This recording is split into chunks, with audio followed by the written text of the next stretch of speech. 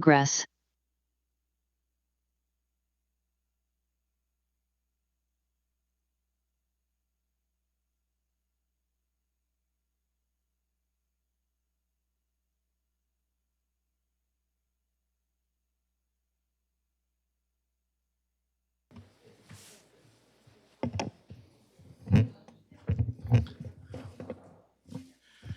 Okay, I'm calling this regular meeting of council to order. First, I'd like to acknowledge that this meeting is taking place on the traditional territory that's now as First Nation. First item on the agenda is adoption of the agenda. I'll just make the motion that the May 4th, 2022 regular council meeting agenda be adopted as presented. Is there a seconder? Second by Councillor Gusselbreck. Oh, sorry, and through the council, just with additional information also received for items 12, C, D, and E. Okay, Councillor Gusselbreck. Thank you, Your Worship. I'm going to ask that item 9C, the tax rate bylaw, be moved up in the order to before item 9. I'm advised by council that this is somewhat of a housekeeping item and that we need to have this passed before the special meeting which you called for next week. Okay, so it sounds like Councillor Gusbrecht is calling for amendment to move items 9C ahead of 9A. Is there seconded? So second by Councillor Savage. Any discussion on the amendment? Okay, hearing none, I'll call the question on amendment. All those in favor and opposed? That's carried unanimously. Sorry. That takes us back to the agenda as amended. Any further amendments? Okay, hearing none or seeing none, I will move to call into question. All those in, yeah, we got.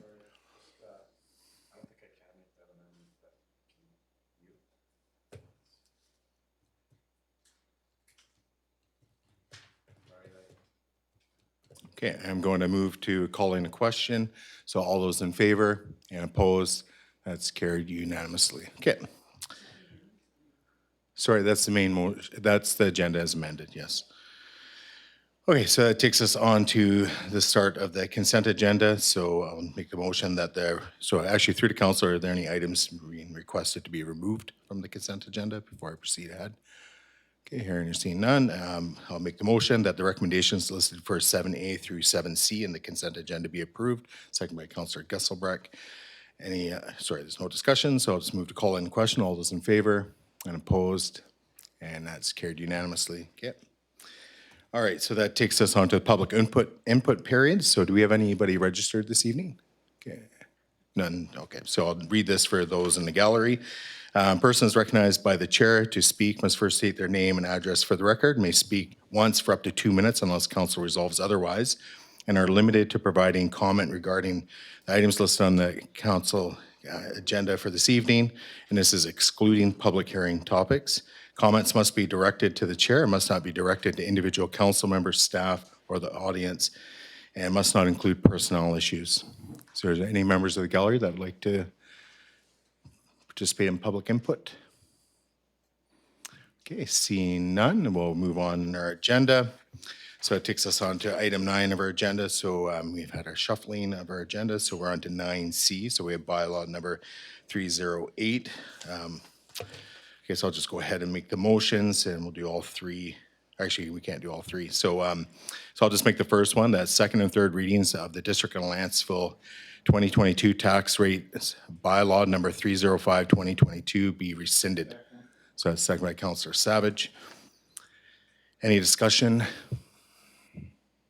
Okay, hearing or seeing none, I will move to calling the question. All those in favor and opposed, that's carried unanimously. That takes us on to the next one, which is that the District of Lantzville 2022 tax rates bylaw number 305-2022 be given second reading as amended. Okay, second by Councillor Savage. Discussion on this item. Okay, hearing or seeing none, I will move to call in question. All those in favor and opposed, that's carried unanimously. That takes us on to third reading that the District of Lantzville 2022 tax rates bylaw number 305-2022 be given third reading. Is there a seconder for that? Okay, second by Councillor Gusselbrecht. Any discussion on third reading? Okay, hearing and seeing none, I move to call in the question. All those in favor and opposed? That's noting that Councillor Savage is opposed. The third reading carries. All right, so that takes us back to 9A of our agenda. So we have bylaw number 283. So in our agenda this evening, we have the public hearing report for the April 13th, 2022 public hearing. I'll just move to making the motion that the District of Lantzville Official Community Plan bylaw number 150-2019 amendment, open bracket Village South Special Plan Area, close bracket bylaw number 283-2021 be given third reading. Okay, second by Councillor Savage. So I will open into discussion on the bylaw. I'll keep my opening remarks fairly brief. So we have probably the biggest OCP amendment before us this evening, and at this point, I think it's fair to acknowledge that we've had an overwhelming response from the public. And this comes in the form of many things. So we have a survey completed by over 1,100 residents, or not a survey, sorry, a petition completed by over 1,100 residents. We've had hundreds of pieces of correspondence provided to us as council to do something with. My preliminary thoughts around this amendment, before we get into any amendments, if there's going to be amendments, is I think as a council, this is something that we should be trying to definitely work together on. This is probably the most important thing that we are going to be doing as a council, is going to definitely leave a legacy of this council that is forever going to change this community. So with that being said, I think it's really important that we table whatever, or not table, but bring forward whatever amendments we have or we're going to propose. We work together, and I think hopefully as a council we can get close to, if not to a unanimous vote of council on passing any version of this OCP amendment. So with that, I will open it, I guess we'll go to the seconder, and then we'll open it to council for discussion. Yes, thank you. I certainly agree with that sentiment of the five of us working together here to see if we can't come up with something to move ahead together with the community. And we've heard from well over 1,200 residents, which is a record in Lantzville history. So it's my hope tonight our conversations will address what we've heard over the past few months. And my focus tonight will not be what I want, but what residents have said they want. And may I please request we focus on solutions and not rehash our viewpoints. I've freely given mine for months, and I'm just going to be representing what I heard to residents tonight. So what I heard from residents is this proposal does need changes, like an adjustment in total units, and specific types of seniors housing has to be guaranteed. What I heard was total units is a more important issue than amenities, because preserving their lifestyle is more important than amenities. So all I feel we should accomplish tonight is finding consensus on a total unit number and guaranteeing specific forms of seniors housing. That's what I'll be focusing on anyway.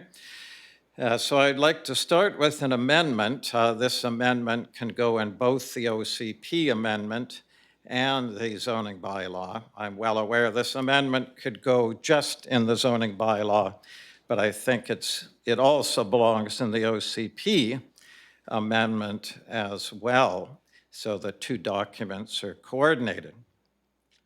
So my amendment is that the motion on the floor be amended by adding that the maximum total number of dwelling units is 475, 100 of which must be seniors' dwelling units containing such elements as assisted living, seniors' care, and possibly government subsidy.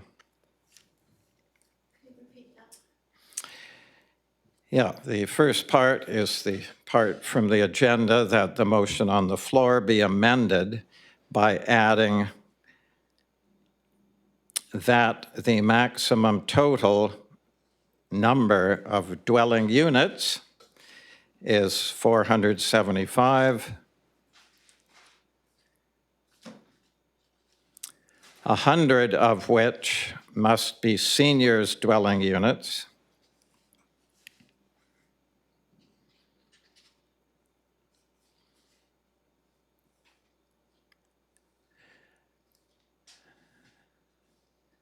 containing such elements as assisted living,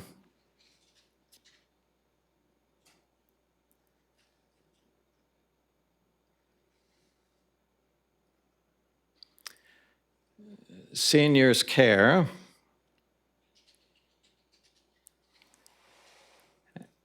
and possibly government subsidy.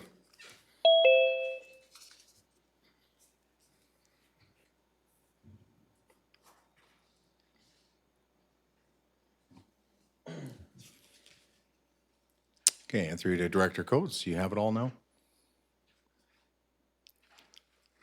Or you can read it back if you wish. What I have is that the motion on the floor be amended by adding that, the maximum, and then it goes on.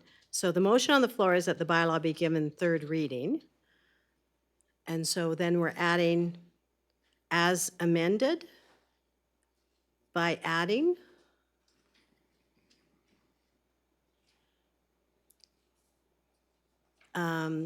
And then it goes into that the maximum Yeah. goes right down to subsidy. I'm just wondering where in the bylaw that goes. Because what you're doing is you're amending the bylaw, and it is on pages 45, and then there's the schedule attached. So where is the amendment going? It would be on the page with the zoning map. But we're in the OCP. Yes, we're amending this, the amendment is containing this design plan here.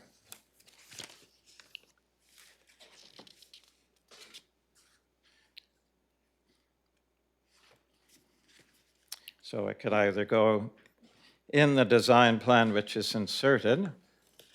And where was, you're amending it, and for council to give it readings, they need to know where it's going. Or did you think it was going on the bylaw itself? On page 45 of the agenda is the OCP bylaw. And it has Schedule A is amended as follows: A in Part 3, by adding this, and B by adding the area plan? Or is it something that's going right within this area Yes, plan? no, it would go in the schedule, what you just mentioned there, please. Okay, so in the schedule, and then where in the schedule would it be going? Could go at the end there. I'm not a planner, maybe, usually it would require, Or you could tell me where it would go then. yeah, let's It could be see part if of Schedule B. Director Limshu can, I'm not even positive that this is something within the plan, but Director Limshu could speak to it?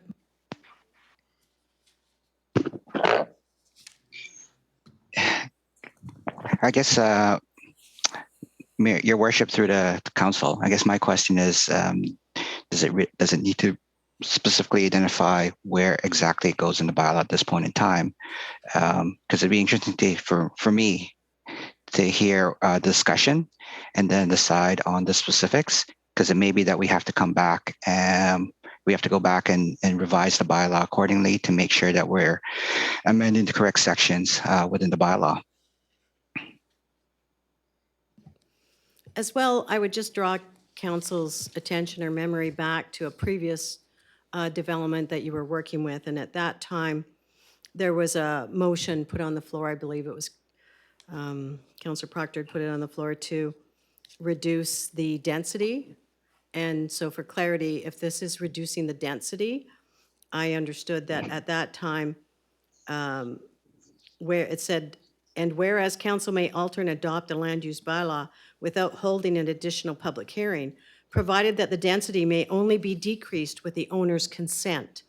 Now therefore, council hereby resolves to request that the owner agree to decrease the density from the proposed density of, and I forget how many dwelling units it was, well, I don't forget, I've got it here, but it's not relevant, dwelling units to, it was reducing something by 30 dwelling units. So if, I'm assuming that we have to follow the same process if that is what council wishes to do legally.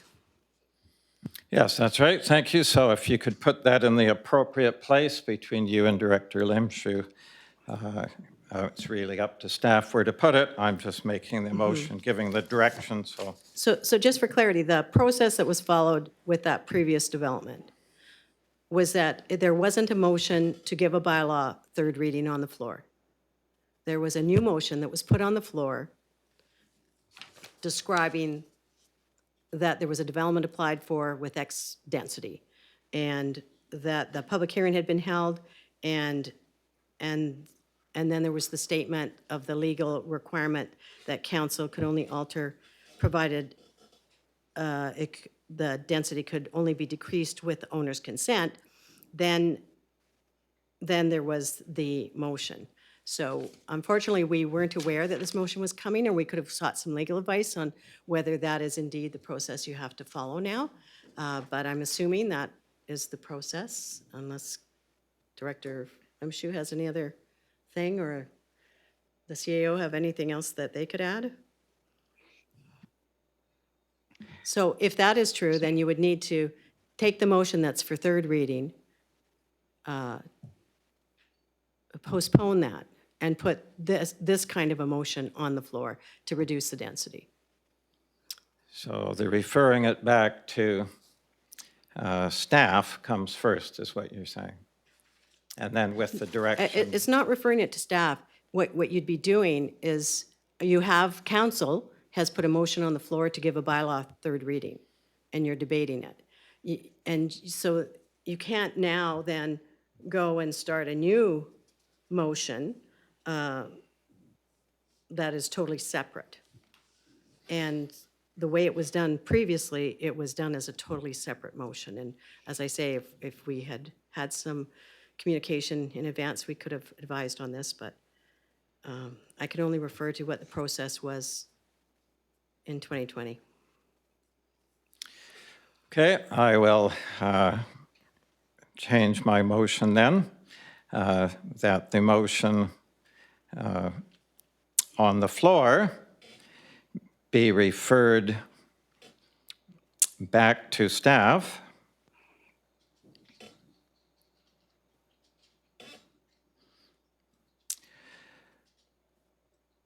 with the instruction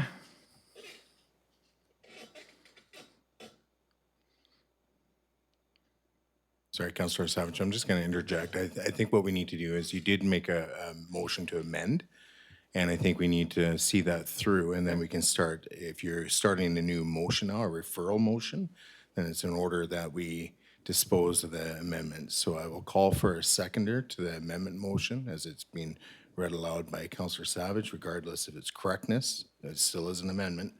So do we have an amendment to the to the motion? Or to the amendment motion. So due to lack of seconder, it fails, so now we're on to a referral motion. So go ahead, Councillor Savage. Okay, thank you. I move that the motion on the floor be referred to staff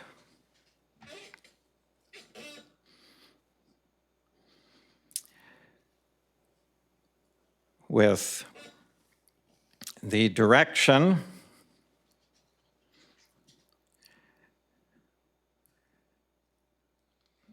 to present to the applicant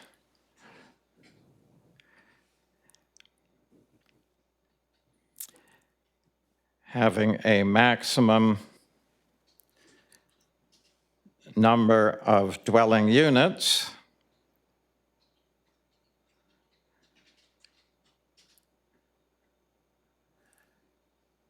of 475.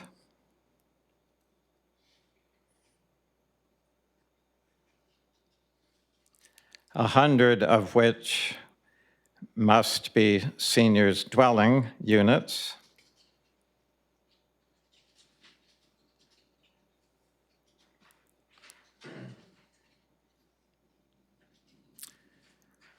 Containing such elements as assisted living,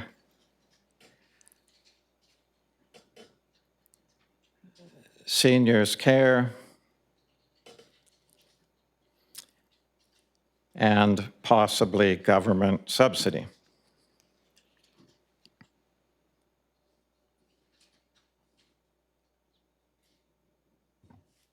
Okay, and through to staff, we have that down? Okay, good. And in terms of just correctness, is there anything to change? I don't know, I'm at a loss. Okay, I'll fair leave enough. that to Frank or the CEO. I think preferably it would have been just that you postponed the third reading, and then you did a separate motion, but however council wishes to do it.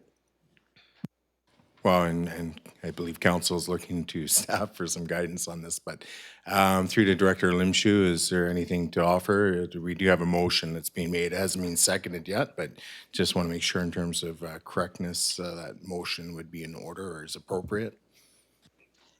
Your worship, through the council, I understand the motion that's being presented by Councillor Savage, and I think this is the prudent way to go for council to discuss the amendments that they would like to see, and provide and give staff the opportunity to go back, have the discussion with the applicant, and then present an amended, come forward with a properly amended bylaw, rather than trying to amend the bylaw at a council meeting on the fly. Yes, I would agree. So I'm going to call for a seconder. Is there a seconder to the motion? Okay, I will second the motion, a referral motion. So, and this is where it gets a bit tricky. So I think through to council, I would like to see a more fulsome discussion. I don't want the debate or discussion to be limited for just, because now it's a referral motion. It's really about time, place, and reason for the referral, and then we're disposed of this item. So if council wants to discuss this, and we can do it by unanimous consent of council, that we just basically suspend our council procedure bylaw with respect to the rules around debate, and we have a discussion. And I'll turn to our parliamentarian. Yeah, and the deputies just provide me with the legislation, and it speaks to, so this is right out of the act, that after public hearing, council or the board may, without further notice, and Scott, what you can do, and then it says you can do any of the following: alter the use, increase the density, without the owner's consent, decrease, it does not, sorry, the alteration, provided the alteration does not alter the use, does not increase the density, without the owner's consent, decrease the density. So those are the limitations that are in there. It would probably be helpful if that was acknowledged in the motion as it was in 2020. So there's nothing in here, like this is referring it to staff to present to the applicant. I think there should be something saying acknowledging that the applicant's consent is required to decrease the density. Like it's. So through to council, is there any questions about what Director Coates has just indicated? Okay, so Councillor Gusselbrecht, and then I'll open it to other members. Just speaking to what she's commenting on, and because what I'm looking at doing is we can do it by unanimous consent of council, just to simply amend the referral motion to include the language that Director Coates has provided.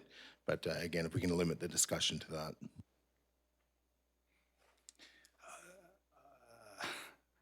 I'll have to admit I'm confused. I'm trying to understand what you said.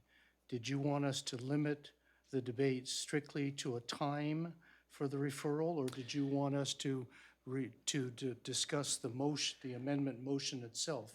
That's what I'm confused about. Yeah, I would like there to be more of a fulsome discussion rather than just simply cut it off at the knees and refer it back to staff. Yeah. May I speak to that? Well, let's just deal with this piece so then we can get into a fulsome And, discussion. and just for clarity, I'm not saying that by doing this motion, you're amending the bylaw, but I just think there should be some acknowledgement in the public record that you're aware that you would require the owner's consent.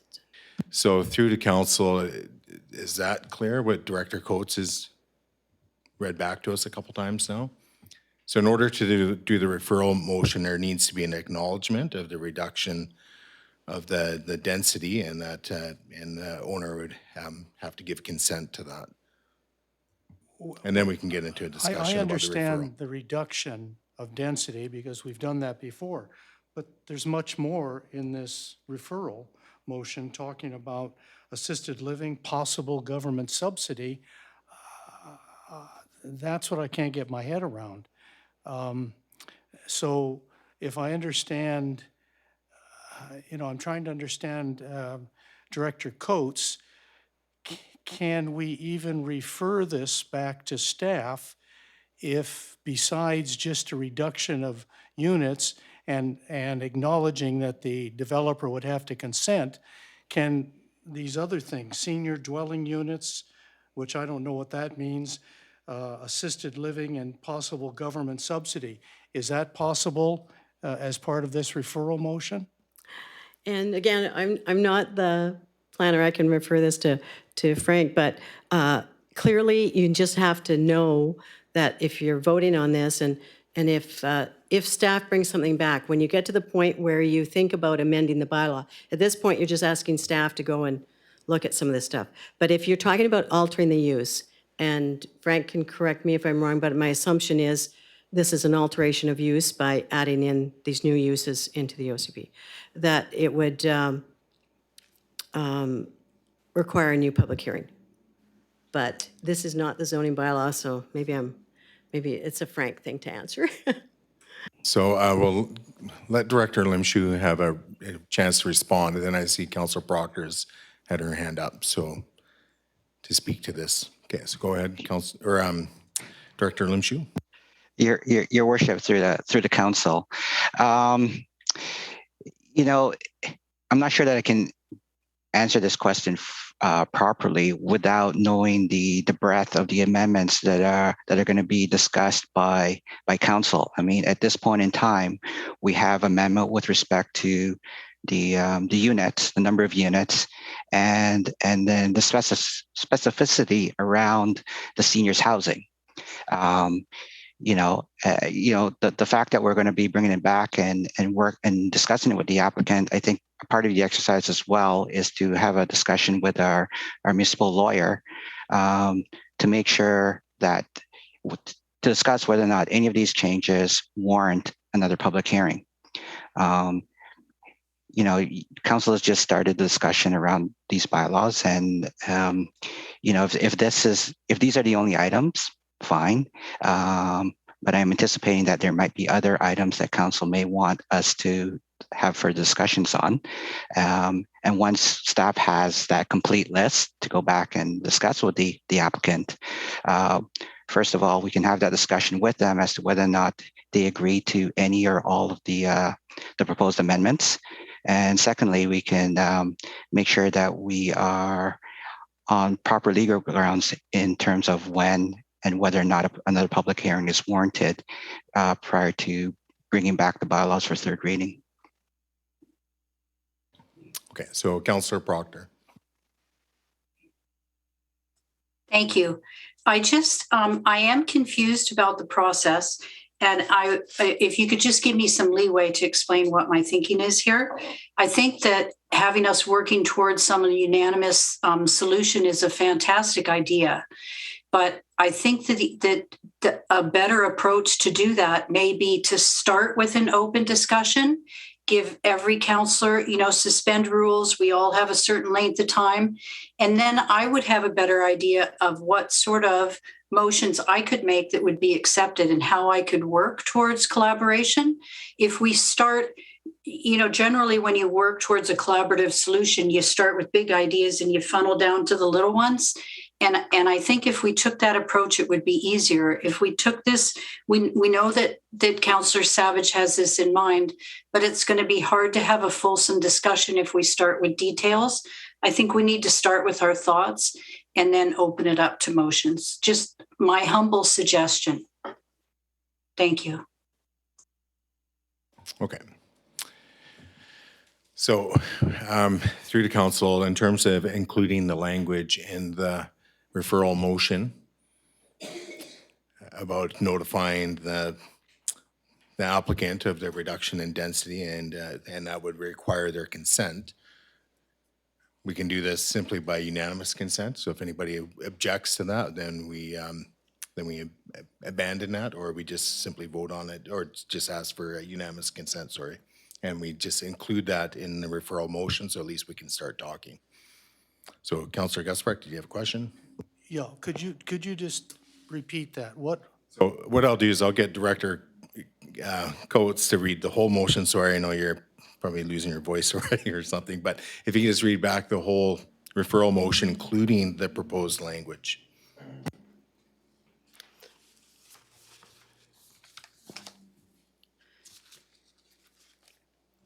So just a reminder that the motion that's on the floor is that the OCP bylaw 283, the amendment be given third reading. So the motion that you're considering now is that the motion on the floor be referred to staff with the direction to present to the applicant having a maximum number of dwelling units of 475, 100 of which must be senior dwelling units containing such elements as assisted living, seniors care, and possibly government subsidy. And acknowledging the owner's consent is required to decrease the density. That was the little piece I added. I don't know if that's was agreed, but. Okay, so through to council, if by unanimous consent of council, if everybody is okay with that, I will call for objections now. I'm sorry, I have a question before I can vote. Oh, sure, go ahead, Councillor Proctor, and then maybe Councillor Gusbrecht. I have a question through you to staff, thank you.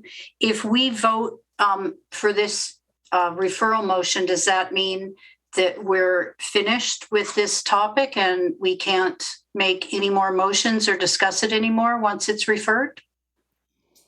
Yes, usually that would be the case. So at this point, if you wanted to amend the referral motion to add other things you would like to, the other amendment considerations Director Limshu was referring to, if you have anything else, then now would be the time to add those.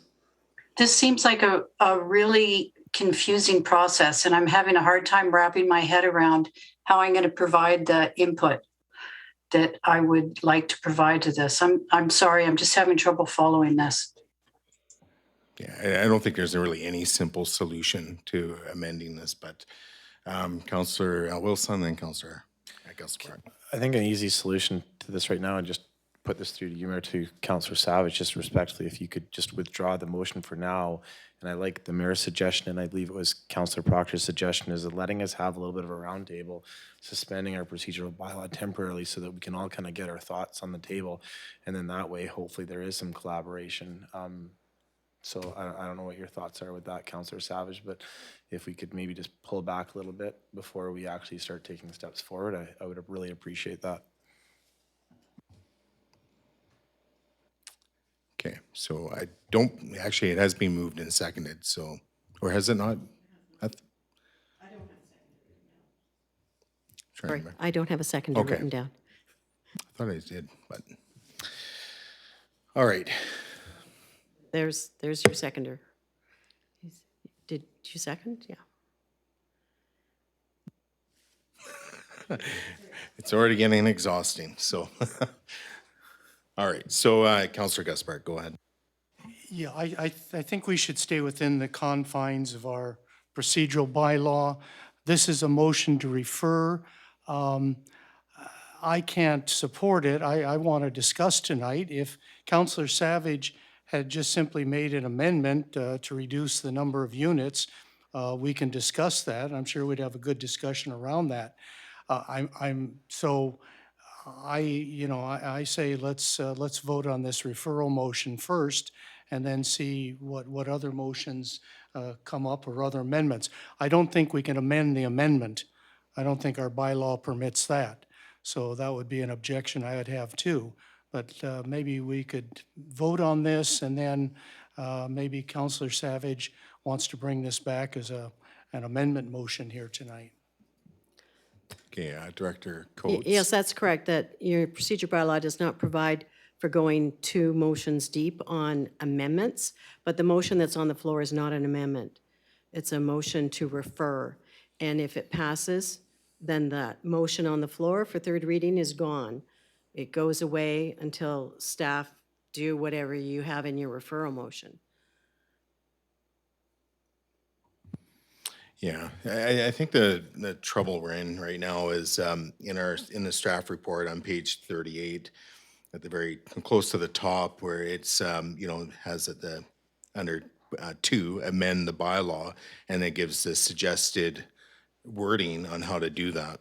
And I know we're on a referral motion right now, but the difficulty I think where council's having, or Councillor Savage is having, is he's followed that. And now where, he's being told that he has to, make specific reference to the concept plan or whatever needs to be amended, and which kind of makes it difficult when when we don't clearly understand how to proceed or the proper procedure around doing these types of amendments. So, and the way things are also, with respect to our council procedure bylaw and just debate in general, is we have to do everything by motion. So it really can stifle having open discussions about things like this. So I think by having any motion on the floor, and then by council suspending our council procedure bylaws around the rules around debate, I think we can start to have some discussion. It may not be the most perfect way of going about it, but I haven't heard a good way of going about it yet. So, we're kind of hamstrung here. So we do have an amendment motion, or sorry, a referral motion on the floor. It's being moved and seconded. We have the seconder? Yes. Okay. And then by unanimous consent of council, are we agreeing on the additional language in there about the informing the applicant of the density reduction? Anyways. I'm sorry, what? I don't think we've had unanimous consent on whether or not council is agreeing to include the extra language in there about the reduction in density and notifying the applicant and getting their consent.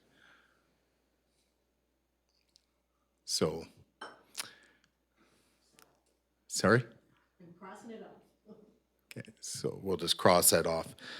All right, so right now we just have the referral motion. Unless there's any debate about time and reason, I'm going to move towards calling the question.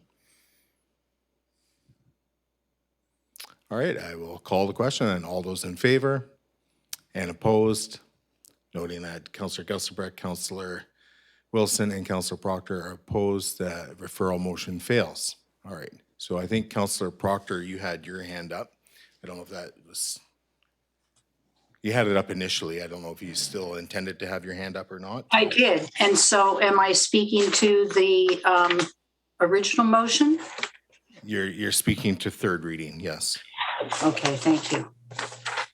I would be happy to take the floor. I was overwhelmed to hear that people on council want to have a unanimous decision about this. I would like to have that. I would like ultimately for the community to feel unanimous about what we're deciding. What we have before us tonight is a really difficult decision. I have gone through, I'll try to hold it up to the camera, pages of feedback. I listened to everything in the public hearing. I have listened to anyone who has spoken to me before the public hearing. I think in many ways this proposal meets the OCP. It supports a vibrant village. There's green space and pathways. The most important thing in my mind that it supports is the diversity of housing, which we don't have in Lantzville right now. However, there is huge opposition to this proposal the way it is now. And when I take that into account, there is no way I can support this proposal the way it is now.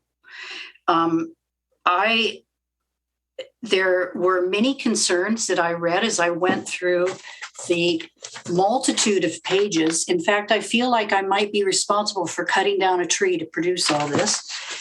People were concerned about the density, lots of concerns about density, lots of concerns about senior supportive housing. And when I'm done, I have some questions for Director Limshu about that. Lots of people mentioned water. Do we have enough water in Lantzville to support this? Do we have school capacity to support this? Is it going to raise taxes? Are we going to have increased staffing? Are we going to have increased policing levels? Is there going to be parking issues? Can our infrastructure handle it? And the biggest concern that I'm concerned about is people's concerns about drainage. Now, I think that people's concern about density is extremely valid. I think that some of the other concerns that people have about this proposal are due to misinformation. I know, for instance, and I'm not a civil engineer, that when a drainage system is developed by an engineer for a subdivision, they don't measure the outflow from ditches before and after. They use much more complicated procedures than that. They use data from the government based on 200-year rainfall records and 200-year rainfall events. If I measured the outflow from the stream for 20 years and designed the water drainage based on that, and then we had a 200-year rainfall, my engineering stamp would then become garbage. Like, this is my simplistic explanation of it. So what I'm saying is that a lot of the concerns about this project need to have some more information put out into the public realm. And it's not my job to do that. It's not my job to sort out why the 1,200 people signed the petition. They signed the petition. And I can see that. It's a vast majority of people are upset by this. They're concerned about density. I don't think there's any misinformation about that. 720 units is 720 units. The school capacity, the water capacity, the higher taxes, the parking, the infrastructure, the drainage, there needs to be some information provided by someone. And it's not my job to do that because I'm not proposing the subdivision. I'm not for or against it. I'm just here to do the will of what the people want. But if you're going to make a well-educated decision, I think you need to be informed, and someone needs to be informing people on that. I think that we've gotten to a point where we might have a binary choice. And that's the term that the Urbanics fellows used. And what that means, a binary choice means you pick this for this reason or that for that reason. I think as a community, we need to decide, do we want the density because it's worth the amenities, or we don't want the density because it's not worth the amenities? All the other red herrings need to be taken out of the picture. And I would like to really clearly understand what people think about that. And right now I don't. And I think that we're going to need to find a way to move forward, that we listen to each other, where we come to some agreement where we're all happy with the community that we find home. And we can't move forward and make collaborative decisions if we spend as much time as people in this town have spent opposing each other in an inappropriate way because they disagree with each other. We need to sit down and listen. We need to make it apparent that we care for each other, even if we disagree with each other. And we need to come up with a solution that we're all proud of. And right now, this development is not that, and we're not anywhere close to it. And we need to start thinking about how we're going to behave as a community so that we can move forward and come up with a unanimous decision where everyone feels comfortable in their home. That's all I have to say for now. I do have some amendments to make at a later date. I look forward to hearing what other people have to say about this. Okay, additional speakers. Okay, Councillor Wilson, go ahead.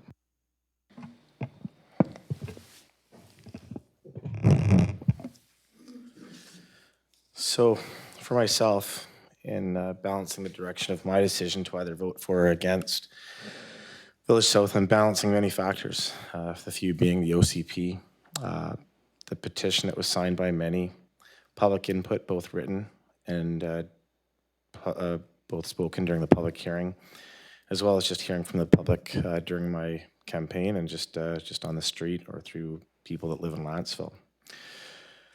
There are many things within this proposal where, in my opinion, it meets the goals and objections within the OCP. The main one that was already mentioned by Councillor Proctor is diversity of housing, which I believe that we desperately need.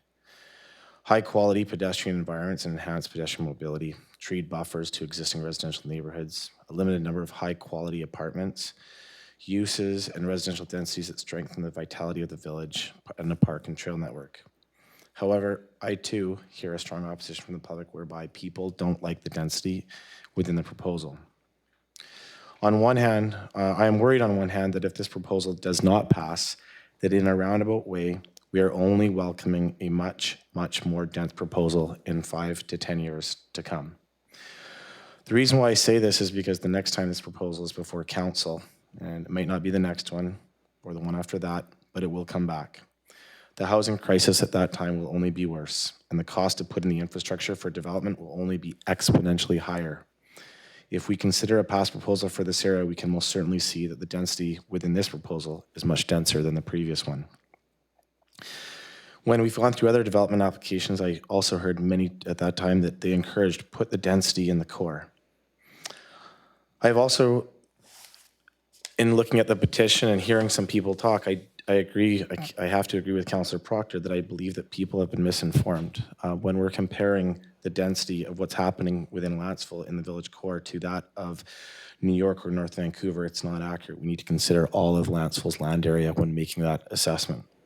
I don't think that that is fair, and I think that that is something that we need to look at the community on the whole, or compare certain quadrants of downtown or North Vancouver or Manhattan with the village south, for instance. It wouldn't even be close.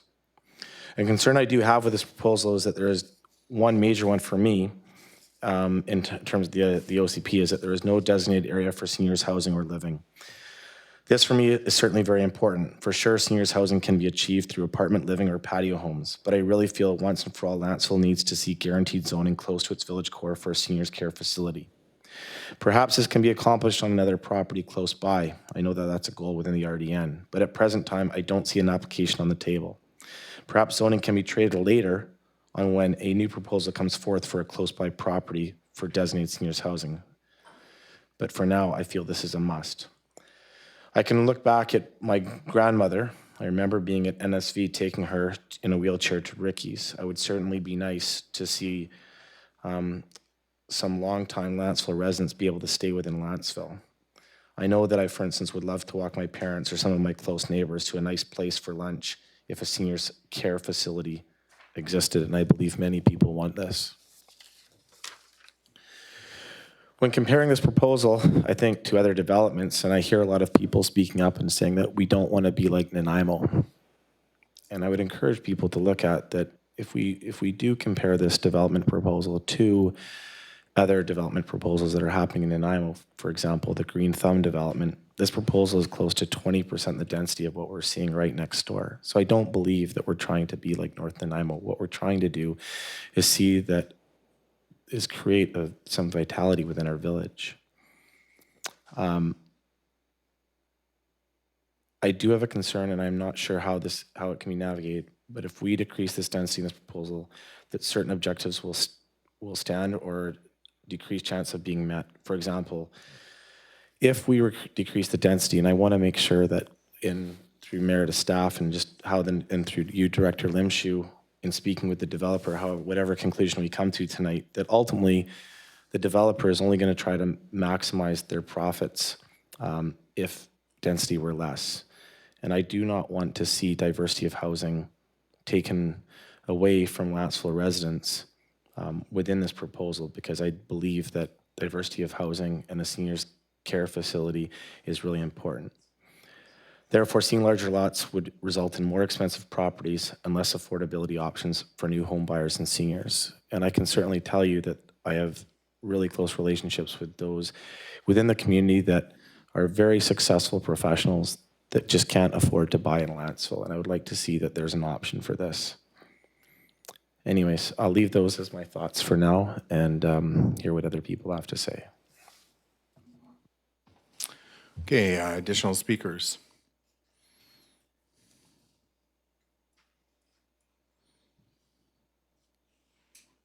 I see Councillor Proctor, you have your hand up, so before I go to second time speakers, going once, twice, okay, Councillor Savage. Yes, thank you. As I was saying earlier, this is quite simple for me. My thinking is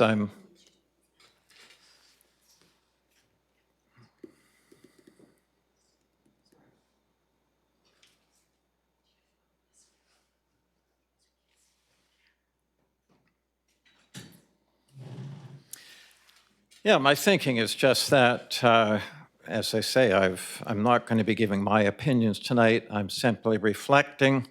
The idea of the public hearing was to hear from people. I'm just reflecting what I was told by, as I say, a record-setting amount of people. So the way I'm presenting it tonight is that we look at density and the seniors' housing. The reason the seniors' housing is now is because if this goes back to the developer, he has to know the type of housing that we want guaranteed within this number of units we decide upon. We must remember that when we get to the phased development agreement, then we can deal with other more specific things because they'll have a more specific site plan. So it will simplify it tonight if we just focus on the density and the seniors' housing, and then the rest, when we see their site plan, there may be certain things people would like to see, and so on. But that, to me, is the simple way to do it. So perhaps I could suggest we look at that density, and it's really, just from what I heard, residents feel they would like a big say in this in terms of density. And the reason why is because the number of units affect so many of the things we heard that they had problems with, from traffic to drainage, if you will, to the school, to, so many things, it being crowded and not, and so on. So I'm looking at that number, which they indicated was around that mark I presented earlier. And that number will provide all the mixed housing. It'll provide the same things in residents' minds as will the 732, 734 number. It's just a more moderate amount, that's all. And another key here that we have to keep in mind too is that if you take the Longwood, for example, that's in Nanaimo, and what they did is they built the Longwood. It was a popular seniors-oriented place. It has assisted living, which means you get your meals and laundry done. And after 10, 12 years of it being there, they came back to rezone it for 2 more buildings, which passed a couple of years ago in Nanaimo. And there's nothing preventing this to happen here. So if it's popular, people like it. I sort of have a prove it mentality where, it's been claimed it's going to be so nice and so on. So if we start in the range of units residents want, there's always can be extra land in each area to put more, but that can be a future decision. So I'm sort of thinking, well, show us how nice it's going to be. It's a type of phasing, and then it can be decided at that point, do we want more of this? Do we want extra units and so on? That's certainly how I operate in business. You test market, you test, sales, you test to see how it works first. You don't put your entire budget just on one thing, and then if it doesn't work out, you're kind of out of luck. So I'm seeing that residents want to be a little more circumspect about this. So, and I think that that amount of units, around the 475 mark, provides you just a enormous economic benefit to the applicants. They're going to make a lot of money off it, so it works economically that way. And I think it will certainly work economically for the community as well. So anyway, those are sort of the factors I'm looking at. That's why seniors ties into it. But if you just want to do where you're comfortable with the density, then I think maybe we should tackle that, see if we can't come up with a direction we can pass on to staff so they can try to achieve it. And then once it's done, then residents can give their input or have another information meeting, something like that, or it can just be solved if it's close to the numbers residents want. So that's sort of how I'm seeing it tonight, is to keep it simple and then leave some of the other concerns, although I'd like to hear them tonight for the phase development agreement. Thank you. Okay, additional speakers. Okay, Councillor Gussenbach, go ahead. Thank you. First of all, I'd just like to acknowledge that staff and council have followed the procedures set out in our OCP for amending both amending the OCP and secondly for the zoning bylaw. We've taken all the proper steps, including public engagement, both through public information meetings as well as a public hearing, which is required by the provincial legislation and our own bylaws. I personally have said nothing about this proposal to date.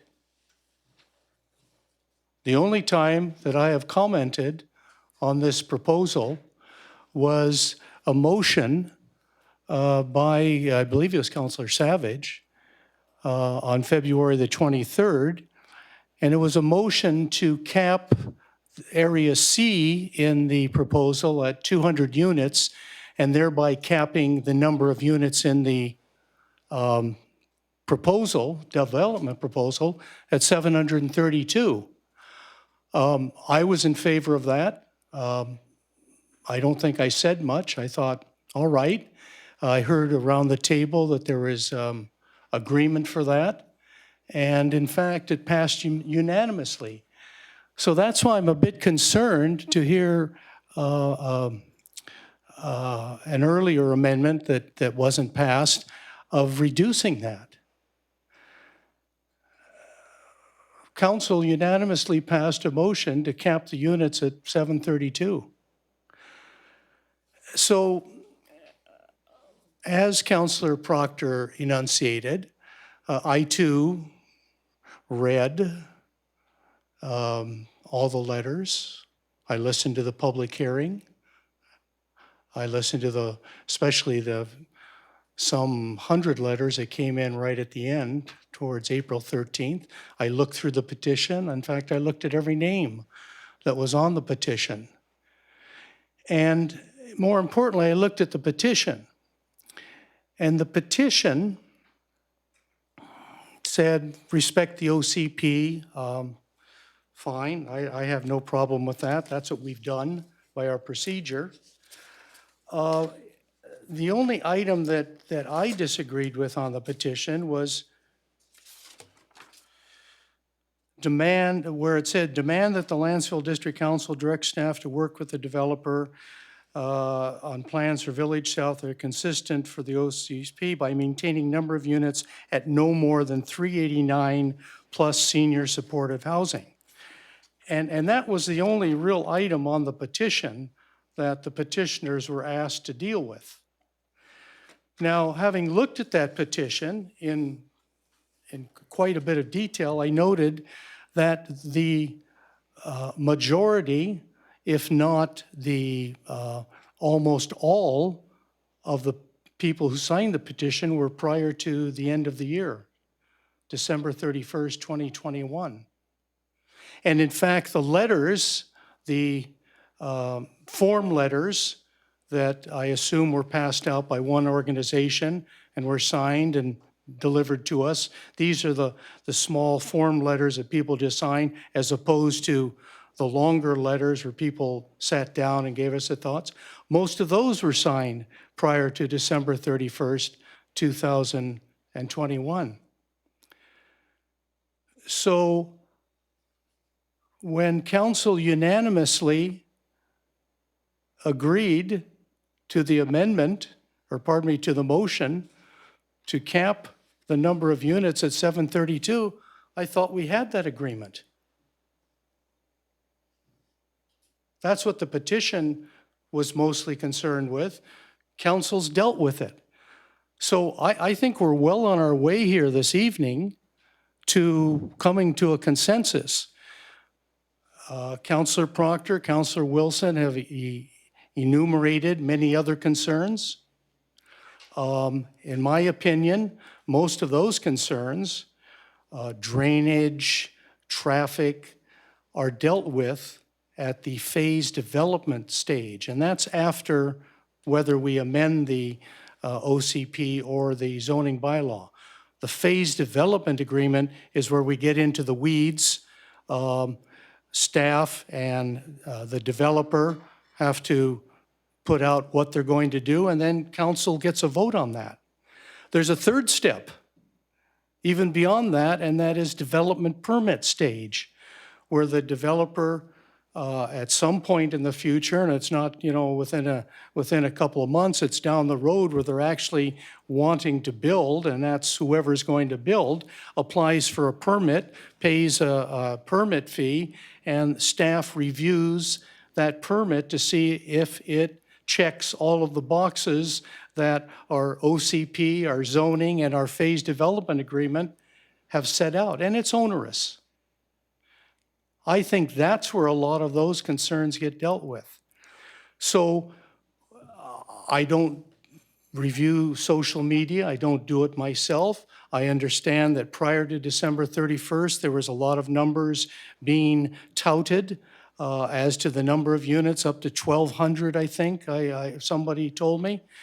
But on February 23rd, council voted to cap it at 732. So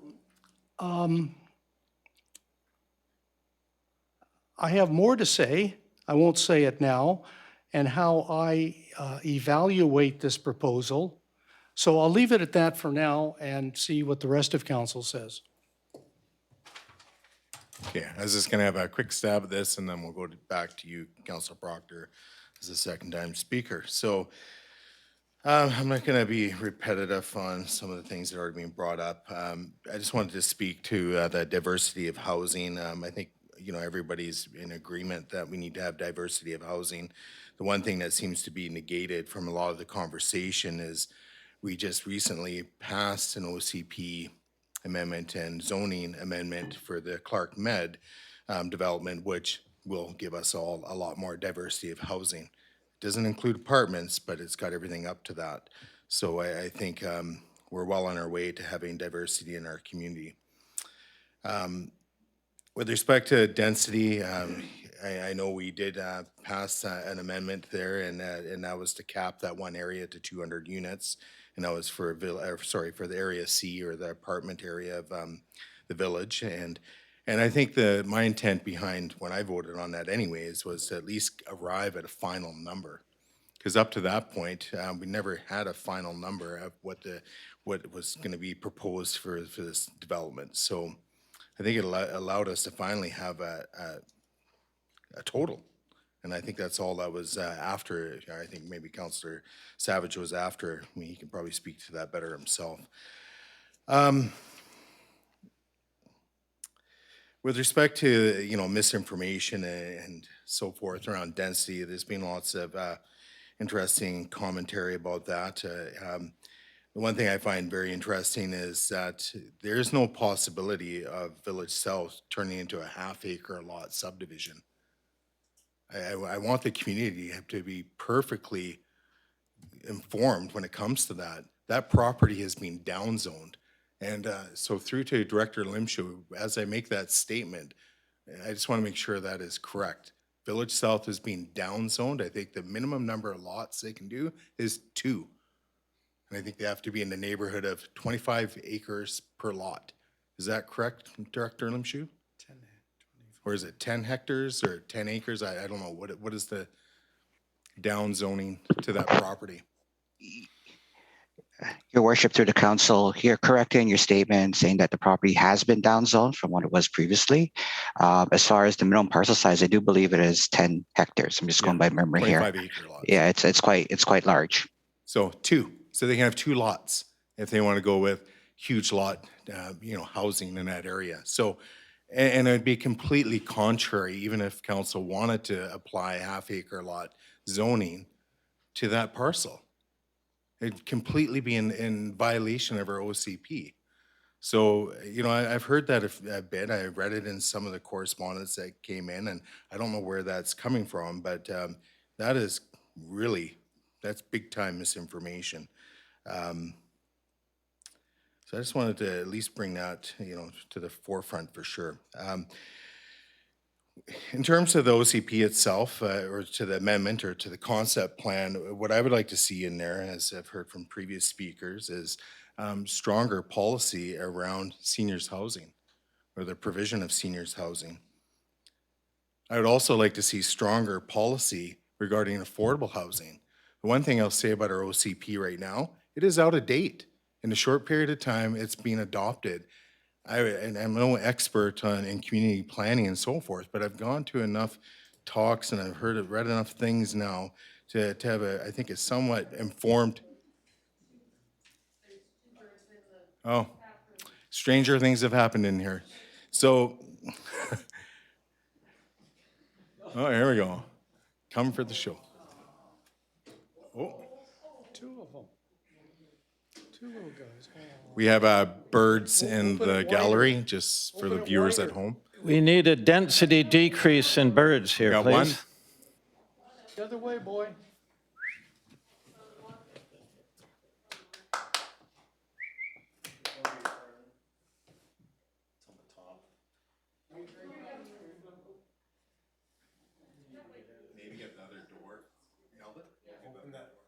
We need to add some birdhouses to the development proposal.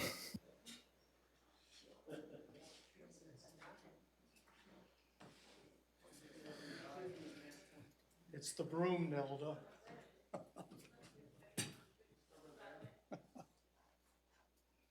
Want to take a short break? Yeah, it's. Just explain what's happening. It's looking to the door. It's gonna go.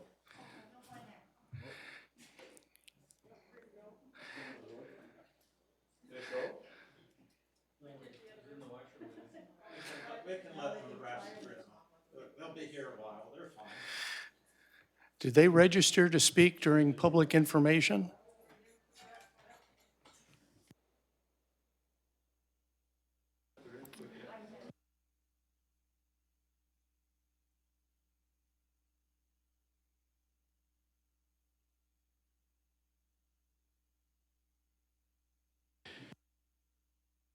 Okay, I think at this point, I'm gonna call for a 10-minute recess so we can deal with this bird fiasco. Thank you.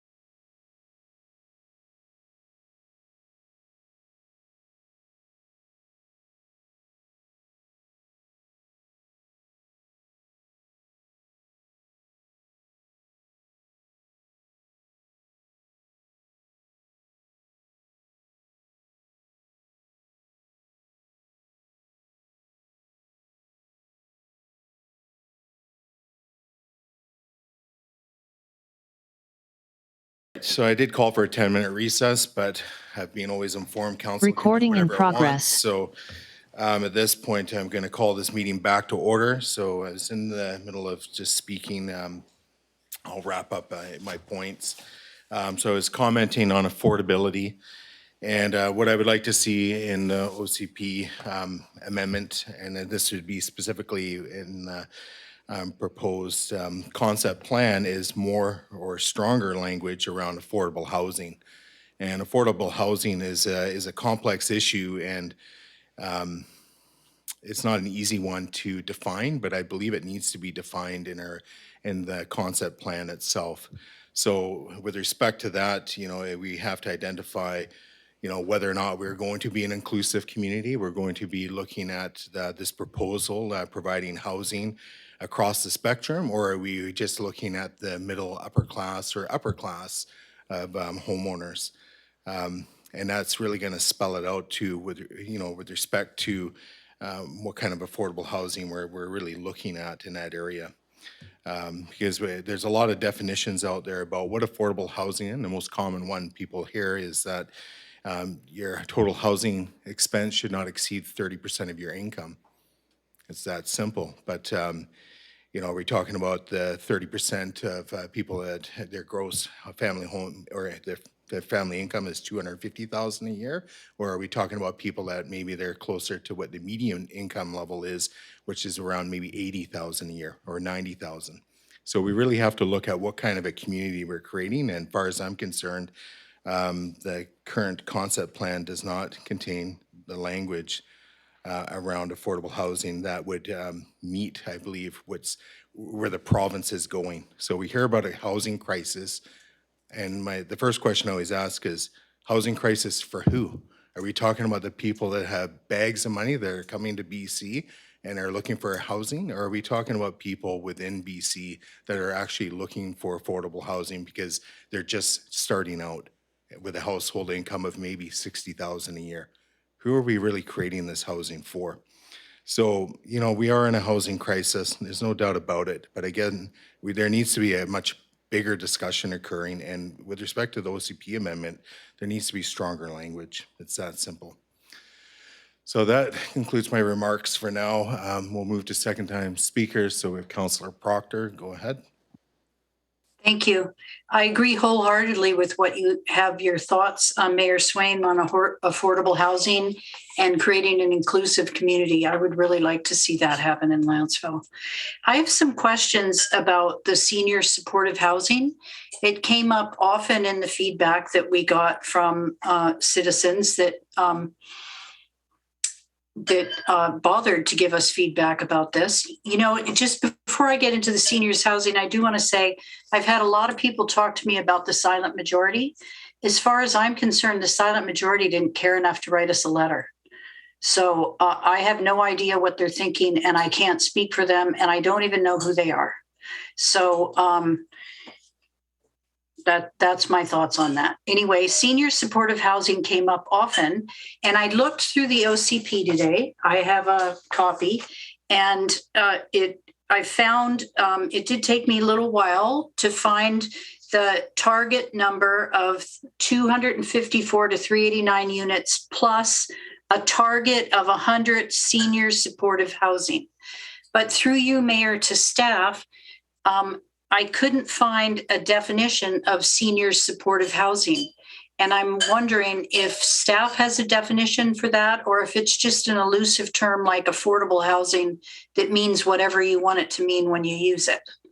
So through you to staff, does the OCP have a definition of senior supportive housing?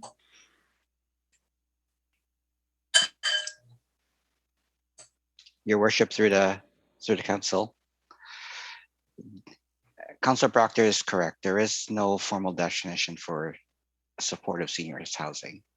That definition would have to arise through either the zoning or even through the phase development agreement. Okay, so thank you. Point of order. Yes, what's your point of order? There is a definition of senior supportive housing in the OCP, and it reads, this is at page 13 of the OCP, and it reads, housing that caters towards the needs of seniors and includes assisted living and community care facilities licensed in accordance with the Community Care and Assisted Living Act. Thank you. Oh, thank Sorry, you is for that the zoning bylaw or is that the OC? No, that's OCP page 13. Okay. I didn't find that when I was looking earlier. Thank you. So the definition of senior supportive housing is it's anything that caters towards the needs of seniors. So actually anywhere where a senior lives, the way this definition is written on page 13 could be called senior supportive housing. Patio homes, apartments if they'd prefer. Maybe they want a half-acre lot with a carriage home. Director Limshu, do you have something to add? Yeah, I guess I should have clarified that further.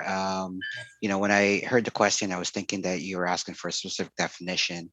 When you reference, Councilor Gasparek is quite correct that it does reference the act, but there's a fairly broad spectrum in terms of the level of care, right? And so I guess to me that when I heard the question, that's what I was thinking about is what is the level of care that we're discussing here?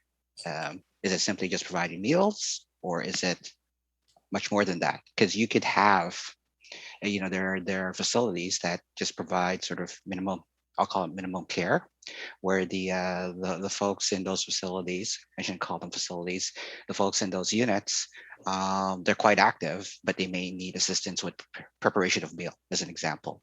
Whereas there are others that require more than that, preparation of meals, care with medication, and so forth. So I guess, as we discuss seniors housing, I think that's probably a discussion that we should have in terms of what is the expectation around that. Are we looking for the full spectrum, certain types of seniors care?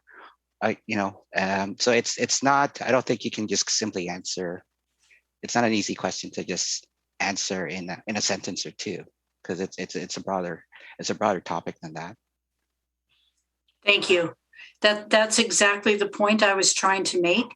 I think that it's quite clear that people in Lantzville want some sort of seniors housing in this development, but I'm not clear on what people mean by that. I don't know if when they say 100 units, if they mean 100-unit assisted living facility. If I know I've talked to some people that are elderly and would like to downsize, and their idea of seniors housing is a patio home. So I think that I know that I would like to see some seniors housing in this development. I'm going to ask you some questions, Director Limshu, in a minute about how we can do that. But I think we're also going to need to examine what that means, because I don't think it's just as easy as saying, oh, that means we need a 100-unit assisted living facility, because I believe that everyone that provided feedback about that probably had a different different idea in their mind, because the definition isn't really narrowed down. It's like affordable housing. What's affordable? Is it what's affordable to me? What's affordable to you? What's affordable to a university graduate? So I would like to see seniors housing added to this. And so, but I'm not sure. I think it's going to take a collaborative effort to find out what the community wants about that. But I do have another question through you, to Director Limshu, Mayor Swain, is what is the best way to add seniors housing to this proposal, like a guarantee that there'll be seniors housing? Would it be in the OCP amendment, in the zoning amendment, in the?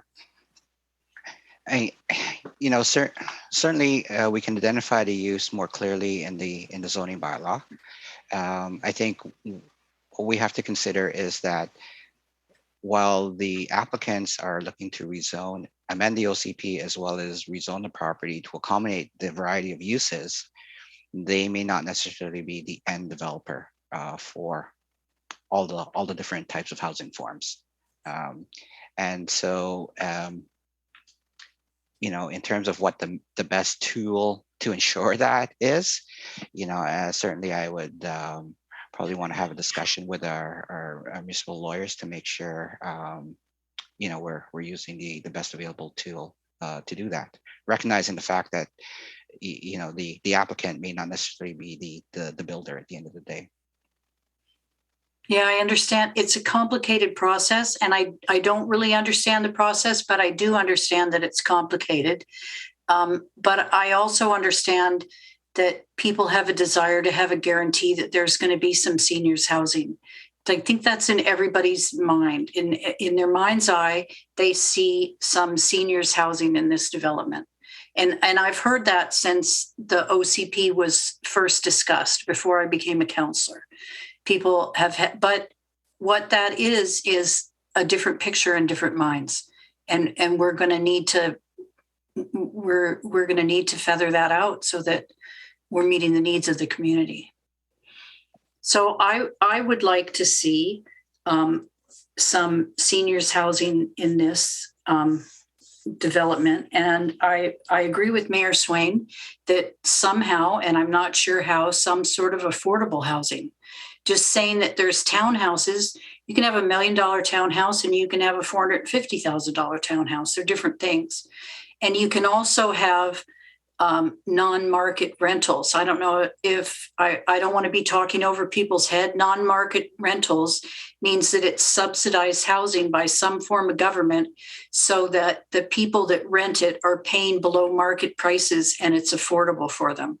Right now, the apartment market in Nanaimo is not affordable for most people. And so just building apartments doesn't guarantee that they'll be affordable. I think maybe looking at non-market rentals, if we really want to have some affordable housing, might be something that we want to consider as a community. Although I know that there's others in the community that don't want to see non-market housing in their backyard. So I'm not sure how to approach that. But I very much want to see some senior housing guarantee in a proposal that comes back, because I believe that that's very important and a very legitimate concern. My only concern is what is senior supportive housing. That's all I have right now. Thank you. Actually, I thought Councillor Gusselbrecht had his hand up, but maybe not. Earlier. Okay. So I have Councillor Wilson, Councillor Savage, and then Councillor Gusselbrecht. I was going to make a motion. I'm not sure if council has the appetite for me to make one, but I'll take an attempt here.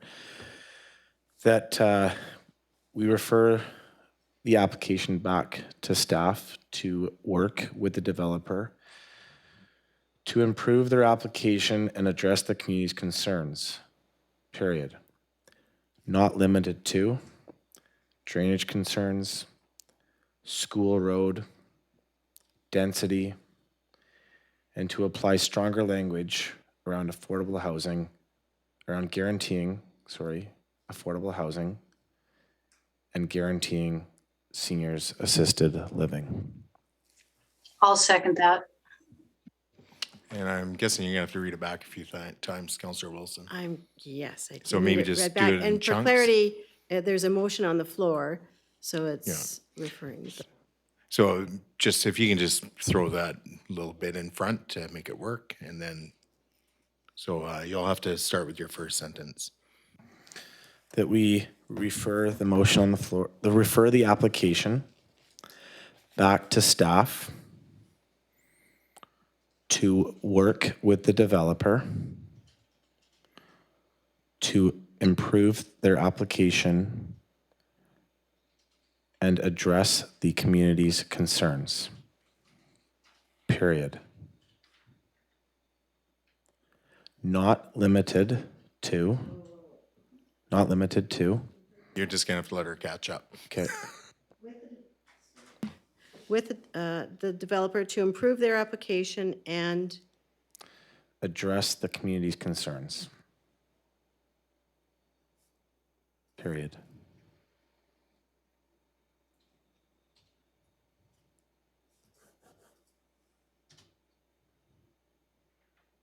that's it. Yeah. Not limited to. Oh, there can't be a period, so it's. Oh, okay. Comma. not limited to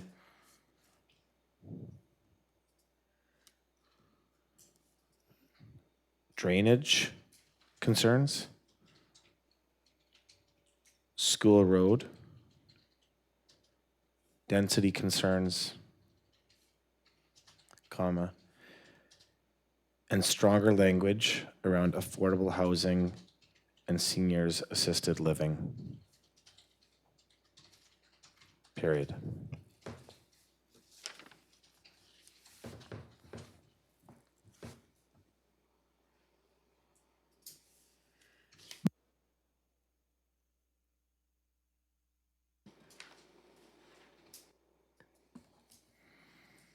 And stronger wording around. Stronger language around affordable housing, comma, seniors and seniors assisted living, period.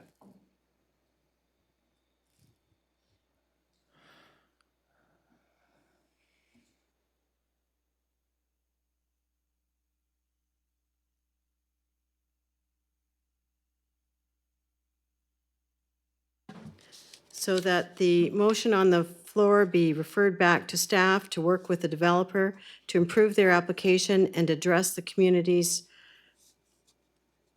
concerns not limited to drainage concerns, school road, density concerns, and stronger language around affordable housing and seniors assisted living. That's correct.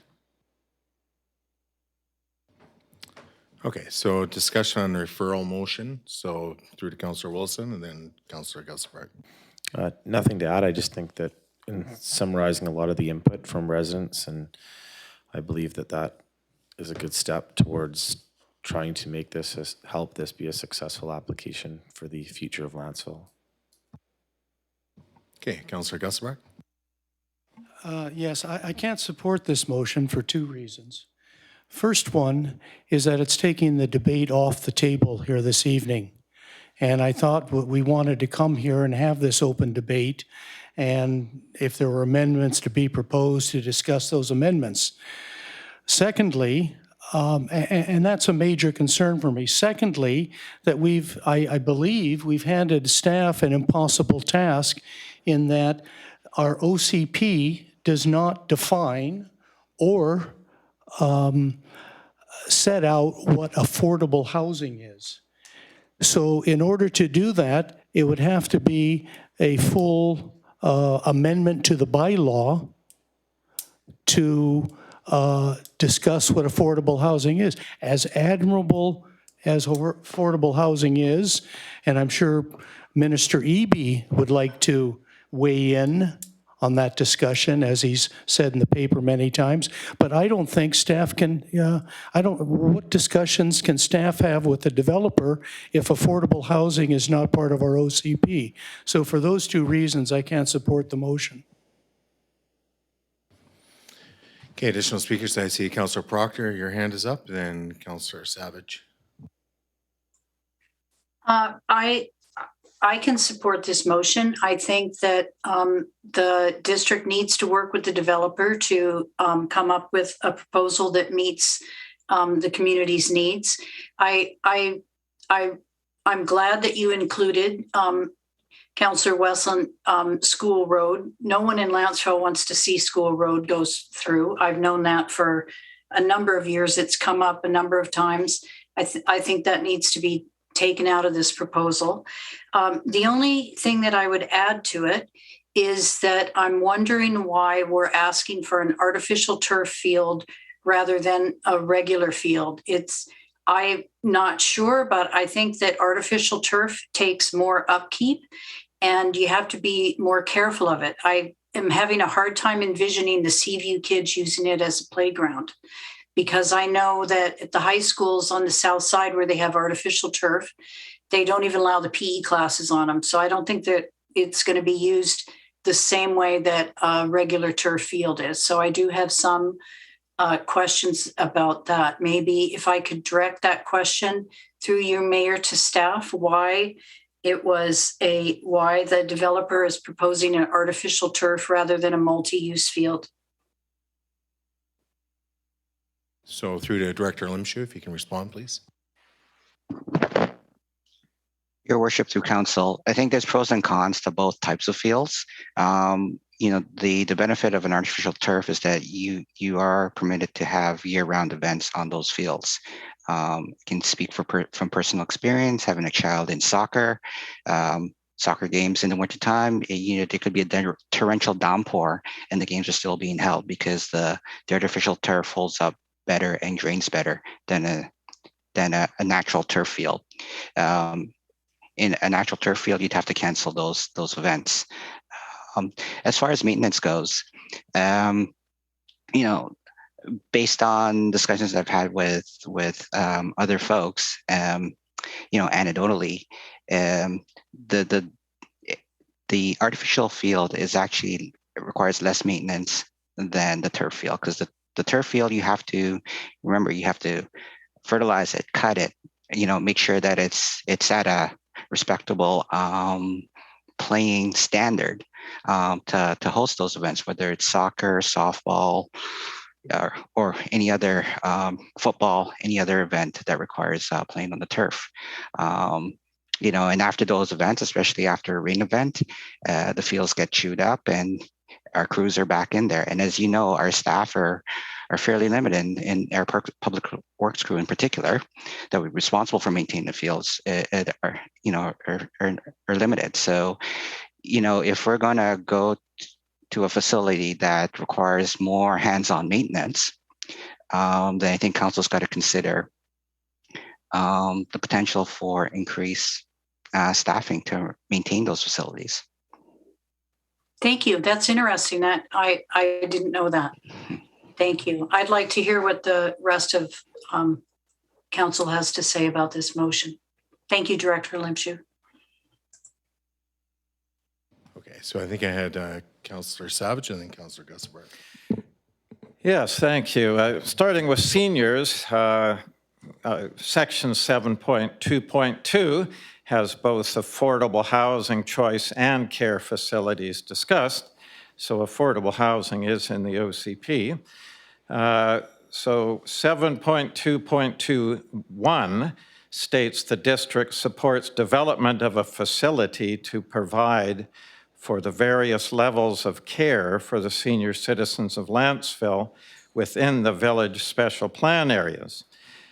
Section 7.2.2.2 states the village development program must include seniors-oriented assisted living and a long-term care facility located within walking distance 400 meters of existing services in the village primary commercial core. And to promote assisted living in the village area, it goes on to say, describes 100 units. So the thing with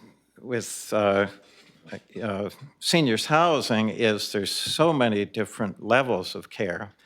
Basically, what we're looking for and what seniors are expecting is something beyond just living in an apartment. It's, as I say, assisted living where you get your meals done, right up to seniors care where a nurse will visit regularly and so on.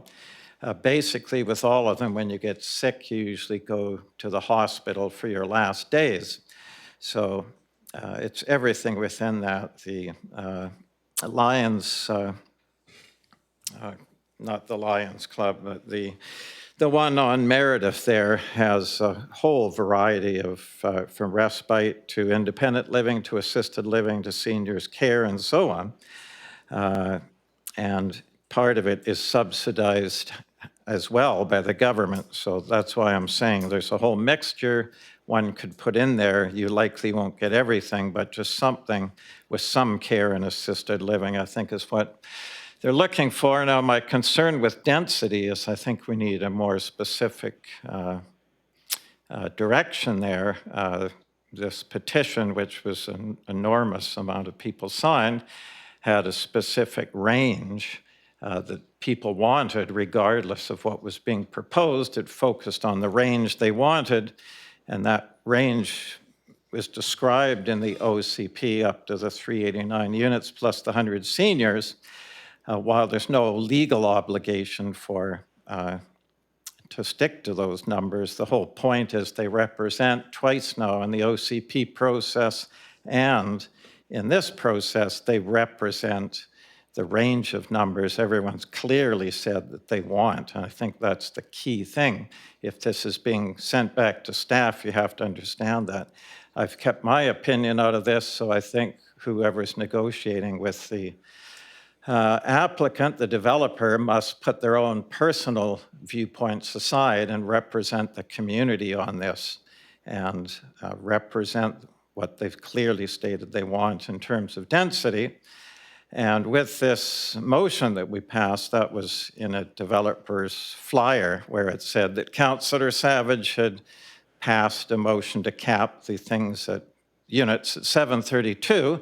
In fact, the real story is the 232 units of Area A were already capped back in September 22nd when the zoning proposal was passed first reading. The Area B was already capped back then too at 302 units. The only thing that had no numbers was Area C, and it was in fact the developer that proposed the 200 units, not me. And when he proposed to cap the Area C at 200 units, having heard a lot of questions from residents and concern about that, I then on his behalf, made a motion simply to cap Area C at 200 units, which gave certainty to Area C. So that's how it happened. So that's basically it. I can support this motion by Councillor Wilson, and on behalf of Councillor Gesselbrack, I don't see it out of order if you wanted to give further direction to staff, if you had other concerns that you haven't brought up yet. And I think it pretty well covers them. What Councillor Wilson brought up, and I said earlier in the evening, my main goal is to address density and guaranteed seniors housing that includes assisted living and seniors care and perhaps some subsidized government housing. So it covers everything I want. I still have the number one concern of residents, which is density, and it's not enough for me for it to come back at 695 units and call it a reduction. So they've stated what they want clearly in the petition and in the letters. They've clearly stated that range. So I think that is the range where the community is at, and it has to be within that range to bring the community together, although most of the community feels that way. So to satisfy most of the community, we really have to target that density range. And I think if we could lose some of the amenities to achieve that, I don't think that would bother the community. Things like signage, for example, the 3,000 per unit is nice, but it's quite low, so it really doesn't add up to much in the big picture when it's spread out over 20 years. So I think there's room there. So I don't think it is an excuse to have, in residents' minds, to have amenities in order to have the density that's that high. And I think the multi-use trail up to the highway along Ware Road, it's going to have a sidewalk anyway. So if that is not a factor, I think people would like it, but if it means reducing the density, that's also something that could be done. Councillor Savage, well. I've been extending some latitude speaking times, but all right, so I was going to speak to it next, and I saw Councillor Gesselbrack had his hand up. So with respect to the OCP, I just wanted to bring to Council's attention under community vision, and I'll read it. This is basically second paragraph. The vision extends to the social fabric of the community. It includes a broader cross-section of the socioeconomic groups and an improvement in housing options and in provision of services and activities for children and youth. It includes an improved range of housing choices to support aging in place, including housing, services, and care facilities in the village. So there's something directly from our OCP. So again, with respect to the proposed application and the concept plan, we need stronger language. Furthermore, with respect to the provision of affordable housing, under Regional Growth Strategy Goal number 6, and this is on page 39 of the OCP, the plan supports the broadening of housing options to include housing for aging residents, young people, and people with limited mobility, such as patio homes, townhomes, apartments, as well as the development of assisted living facilities. So again, something else in our OCP. And there's numerous examples, but again, like I said earlier, in my opinion, I believe our OCP is out of date in the short time it's been adopted, because in this short period of time of this council, there's been a lot of change, and housing costs has just gone through the roof, and housing is becoming very unattainable for a lot of people, and even the rental market is getting very difficult for people. So. Again, the whole purpose of doing an OCP amendment, and especially as part of this application, is to do an OCP rewrite. And it's just in relation to this area. This is what we're doing. We're rewriting our OCP. So why not include strong language in there and policy statements about the sorts of things we want to see in our community? It's that straightforward. With respect to the motion, I'm kind of wavering on whether or not I'll support the referral motion. The way I see it, and I'm just going to, sorry, we have lots of information. The council has got a huge task on its hands because we have so much information in front of us. It can make your head spin at times. But the one thing I'll just bring to council's attention, this was in the public hearing package from April 13th under attachment 6, and it just goes through the various public engagement things that were held by Lantzville projects with respect to the Village South application. And there's a summary of the different events, and it has the likes, concerns, and desires. What I would like to see is that the developer goes through and actually addresses these things and includes that in their proposal back to council. At this point, the only thing that has changed or has been amended with respect to this application is the 200 units in Area C. That is it. That's the only thing that's changed. It's the only thing the developer has come back, or the applicant has come back, and it has made any amendment. So again, I would like this information to go back to the developer. I'd like the feedback that is being given through the various petitions to letters and what have you, and both sides, both for and against. There's lots of information and feedback given there. Sorry, I just got another thing open here. With respect to referring this back, again, I do struggle. It's we don't have to do anything with this. We can just simply let it go and do nothing, and the developer has to work with staff regardless. It's their application. They have to work with staff. They've gotten the feedback. It's time for them to start doing something and bringing something back to present to us. It's not a complicated process. We can make the, direct staff to work with them, but ultimately that's going to happen regardless of any motion we make. I don't like this referral motion because it's killing the conversation.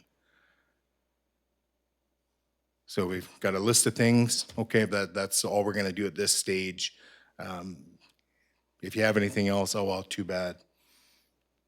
That's kind of where it's at. So, I would like to see the discussion go. I don't know if we need to schedule a special council meeting where we can come to that meeting prepared to create this list of things that we'd like to see the change in application, or have the applicant reflect upon and come back to council with something, a rewrite of the OCP concept plan.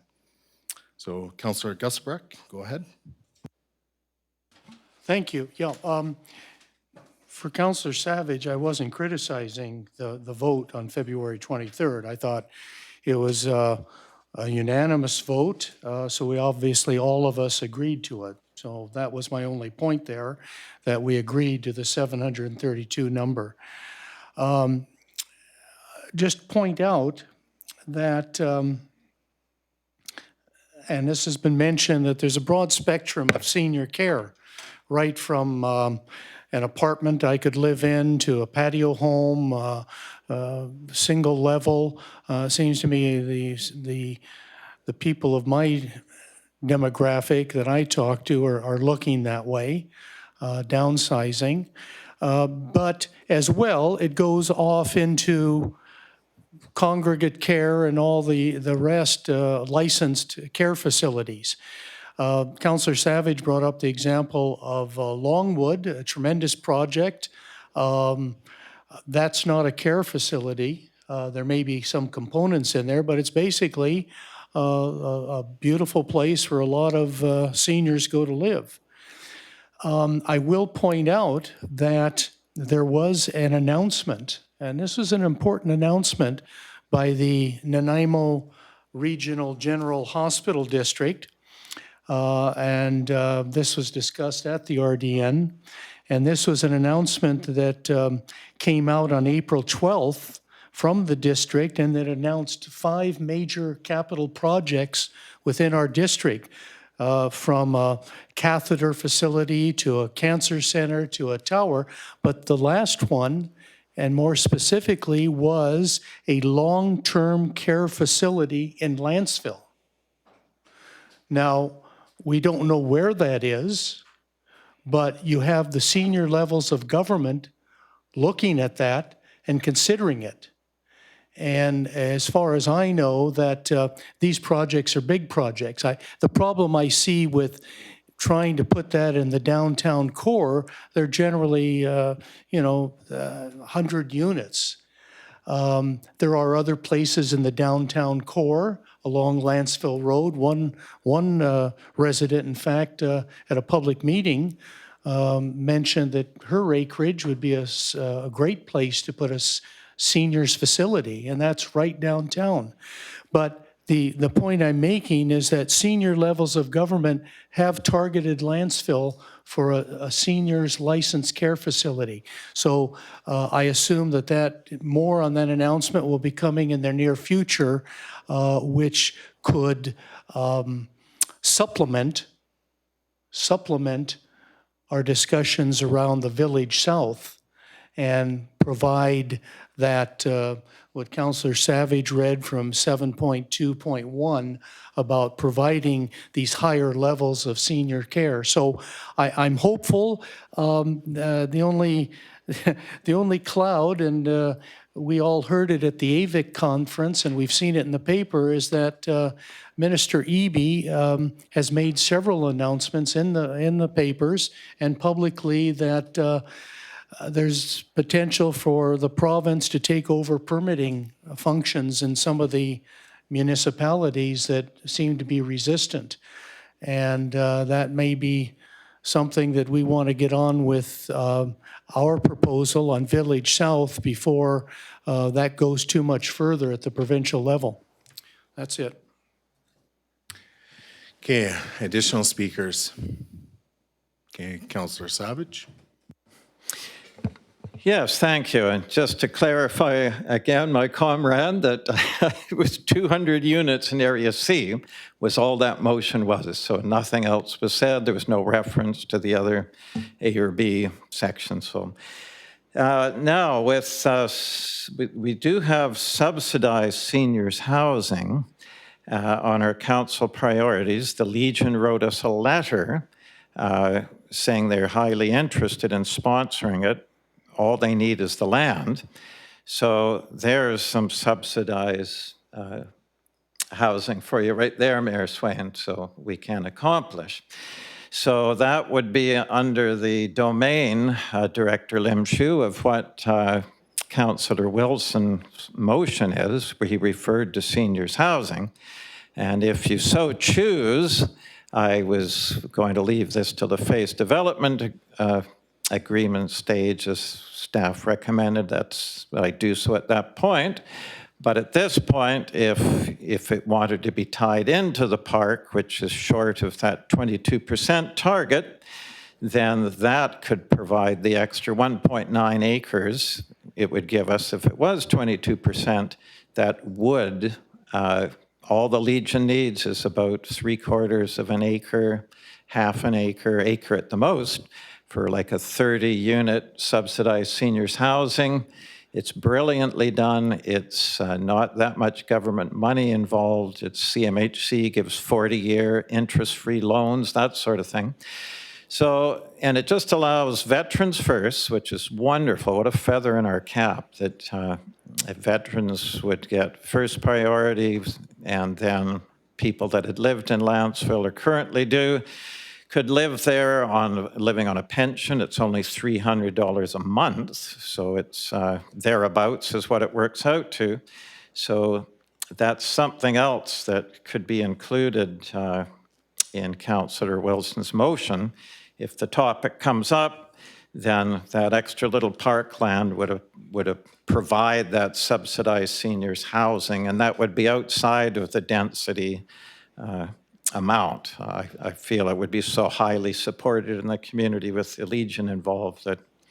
So I just thought I'd mention that as well in this, but I think generally it's good, because don't forget if there are other things, they can be tackled at the development phased agreement stage, which requires another public hearing. But I think it's important to keep it somewhat simple to get the big thing out of the way, and that's the density, get it more in line with what residents stated they wanted clearly. Thank you. Okay, additional speakers. Okay, again, I was just going to speak to just the seniors housing. So in our OCP, on page 74, 7.2.2, under affordable housing and care facilities, there's quite a few policy statements offered there. The one that I would bring to council's attention is policy 2, where it reads, the village development program must include seniors-oriented assisted living and long-term care facility located within walking distance, 400 meters from existing services in the village primary commercial core. To promote assisted living in the village area, development of these care facilities of up to 100 units and related parking amenities may be excluded from the area for gross density and bonusing. So similar to what Councillor Savage was just speaking to. So, and then below, sorry, anyways, I'll just leave it at that. So there's a bunch of policy statements within our OCP, and again, when we look at the concept plan for Village South, the OCP concept plan, there needs to be those strong policy statements which reflect what's in our OCP included. In terms of ideas around how this could come to fruition, what we need to look at is trying to acquire land and this is I believe one of our strategic priorities is acquire land for these seniors housing or what have you. Because ultimately we need to provide that land to nonprofit housing societies so they can take it and run and actually do something. So if we want to see these types of non-market rentals for seniors and for other people, we need to acquire the land, and how we do that is through development. It's pretty straightforward. And again, we're doing an OCP rewrite here with respect to the Village South area. So this is the time where we need to have strong policy statements so it informs the rest of the process, so it informs the rezoning, and then later informs the phase development agreement. And then when it goes to the subdivision phase, then it informs the subdivision approval officer. We have to have these strong policy statements that are very explicit and setting the right direction, or the direction the community wants to see. So at this point, I'll conclude my remarks with that. I see Councillor Proctor, you have your hand back up, and then again, if there's additional speakers.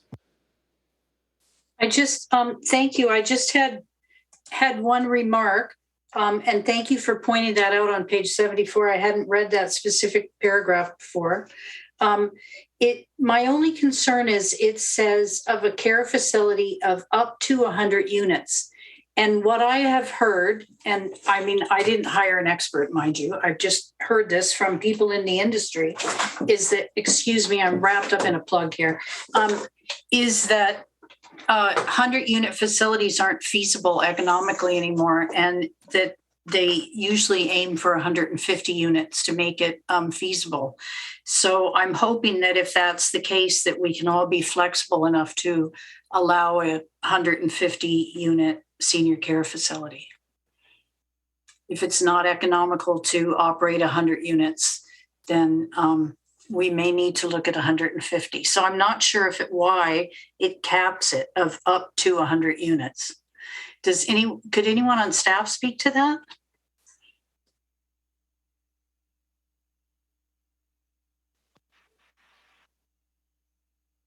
Thank you.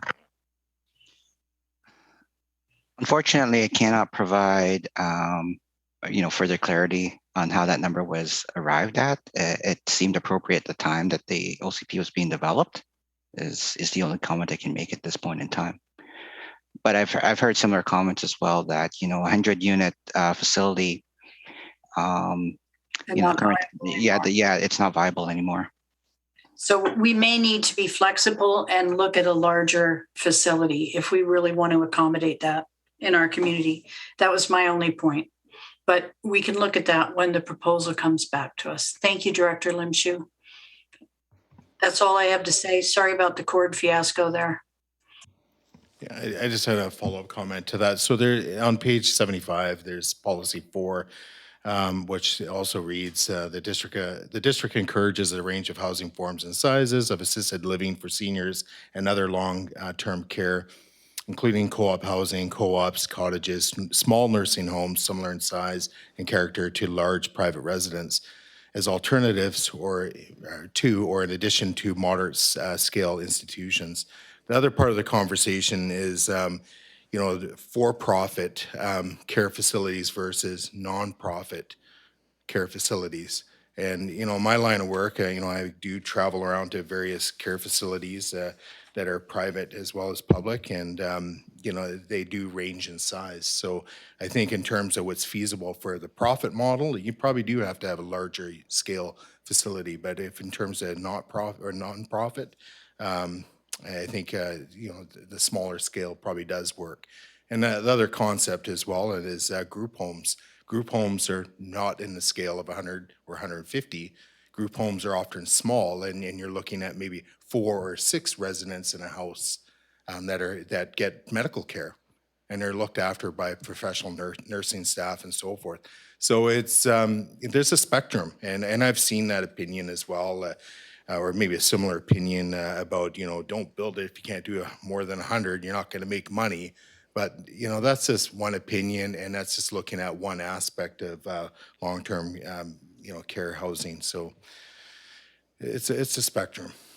And again, we do have policies within OCP, a number of them. But again, with the village, it's what we end up coming up with, we'll see. I think it'll be a work in progress. So. Additional speakers? So, Councillor Savage. Yeah, just a quick follow-up to what you were saying. It was the Kiwanis village, I couldn't remember, and they've got just such a variety. And right on their website, it says donations welcome. So the funding can be from just a variety of sources, be it private or government funding. There's fundraising for it. And a private one right on Metro Drive is the Kiwanis, is the Woodgrove Manor. And it has 43 suites with seniors care. And it's owned by Trillium out of Victoria, which runs a number of facilities. So there's your economy of scale. You can get one company running a number of smaller ones, which gives you a little more economy of scale. And it's been doing just fine for many years. I talked to them some years ago, too, about their prices and so on. And there are other facilities in Nanaimo, like the Keeping House, I think it's called, on Jingle Pot. It's got 10 beds there. So you can't have small scale. And the trend these days is to go smaller, so it feels more like home. My mother was in one of those big institutional ones, and when the flu was going around, she caught it and ended up succumbing to it, died at 95, and it was because of the flu that was going around. And they can be very expensive as well. So as I say, the trend is more, and so anyway, I was going to say one of the major complaints when I researched various homes during that period of time, talking to the residents there, they'd say, oh, the family never visits us enough and so on. And it's because of the flavor of the institutional quality of it. You just don't feel like staying there. You're there for 10 minutes and you've kind of had enough. Whereas these smaller places, it feels like home. They've got a kitchen that the residents can cook, you know, that they're used to and help out a bit. You can sit, have a bottle of wine, relax in the living room. And it's like visiting them in their home. It's a little more fun and more, you know, like what they're used to. So anyway, I just thought to give that idea too, that there can be a lot of variety here. And for the sake of the developer, the applicant, there are models that allow the profit, but also the government subsidizes just some of the units in it. There's just such a huge variety. It's just, you could explore anything, but it's really up to staff and the developer to find out what could work for both, but the key is to make sure we have it so that people that want to have their last years in the village, which would be nice, I would think too, it gives that option. Thank you. Okay, so unless there's any further amendments to this referral motion, I'm inclined to move to calling a question. So does council need the motion read back, the referral motion? No, okay, so I'm gonna call the question then. All those in favor and opposed, noting that Councillor Gusbrecht is opposed. Oh, you're in favor? Okay, so I guess it's carried unanimously. Changed my mind. Oh, Good okay, debate. just Thank you. checking. He's a good listener, Mayor Swain. We changed his mind tonight. All right, so that takes care of that. So through to the, so 9B would be the zoning bylaws. So I believe at this point, this would need to be left alone. So through to Director Coates, or actually, I guess through to Director Limshu, with respect to the zoning bylaw under 9B, the amendment, do we just leave it as is until we have something back regarding the OCP amendment? Your worship, through the council, certainly if that's council's wish, we could do that. I mean, effectively, both the OCP amendment and the zoning bylaw are tied together. So I'd anticipate that if we do bring back an amendment of some form, it will be touching both bylaws for council's consideration. So what would staff recommend to council then? Should we make a referral motion for, like, just procedurally for 9B to have that go back to staff? Because if there's going to be changes made to the OCP bylaw, then I would expect that there would be likely some changes made to the rezoning or the zoning bylaw amendment. I would be looking to Director Coates for clarification on that. I would suspect that would be cleaner for staff if there was direction given for both bylaws. So the difference we've got here is that the 9B is not on the floor. You haven't made the motion. So do you want to put the motion on the floor and then refer it to staff? Well, just procedurally, if we just leave it as is, would that not just come back to a future council meeting? Yes, it would. So it does the same thing, but in Yes. terms of just Yeah. procedure for staff Because there is a with engaging. linkage between the two. One's not going to proceed without the other. Yeah, so, but in terms of just giving staff clear direction,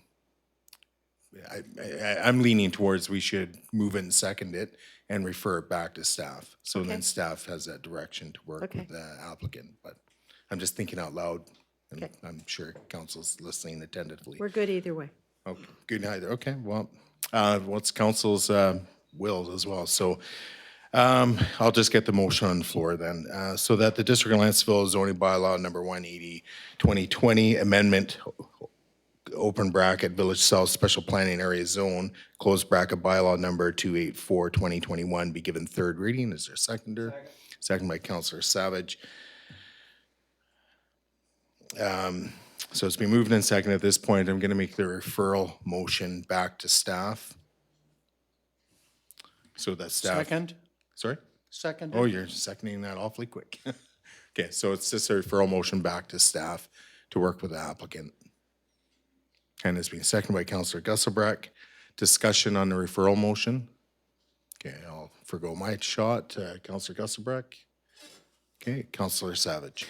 Yes, thank you. I just wanted to clarify to make sure staff understands that this is under the same umbrella as Councillor Wilson's referral motion. Same parameters apply. Through to Director Limshu, is the direction pretty clear? Seems clear to me, but Your worship, through the council, it is pretty clear okay. to staff. Okay, thank you. And that's the way I interpret it as well, Councillor Savage. Any further discussion with respect to 9B, the referral motion on 9B? Okay, hearing none, I'll move to calling the question then. All those in favor and opposed? And that was carried unanimously, okay?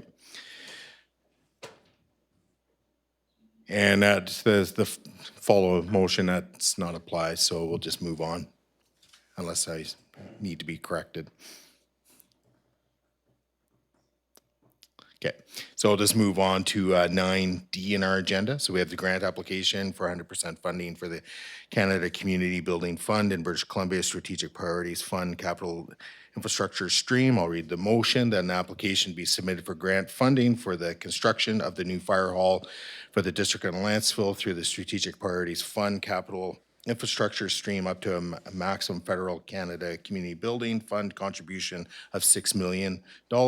And further, that council supports the project and willingness to provide overall grant management. Is there a seconder to this? Second by Councillor Savage. Discussion on the motion.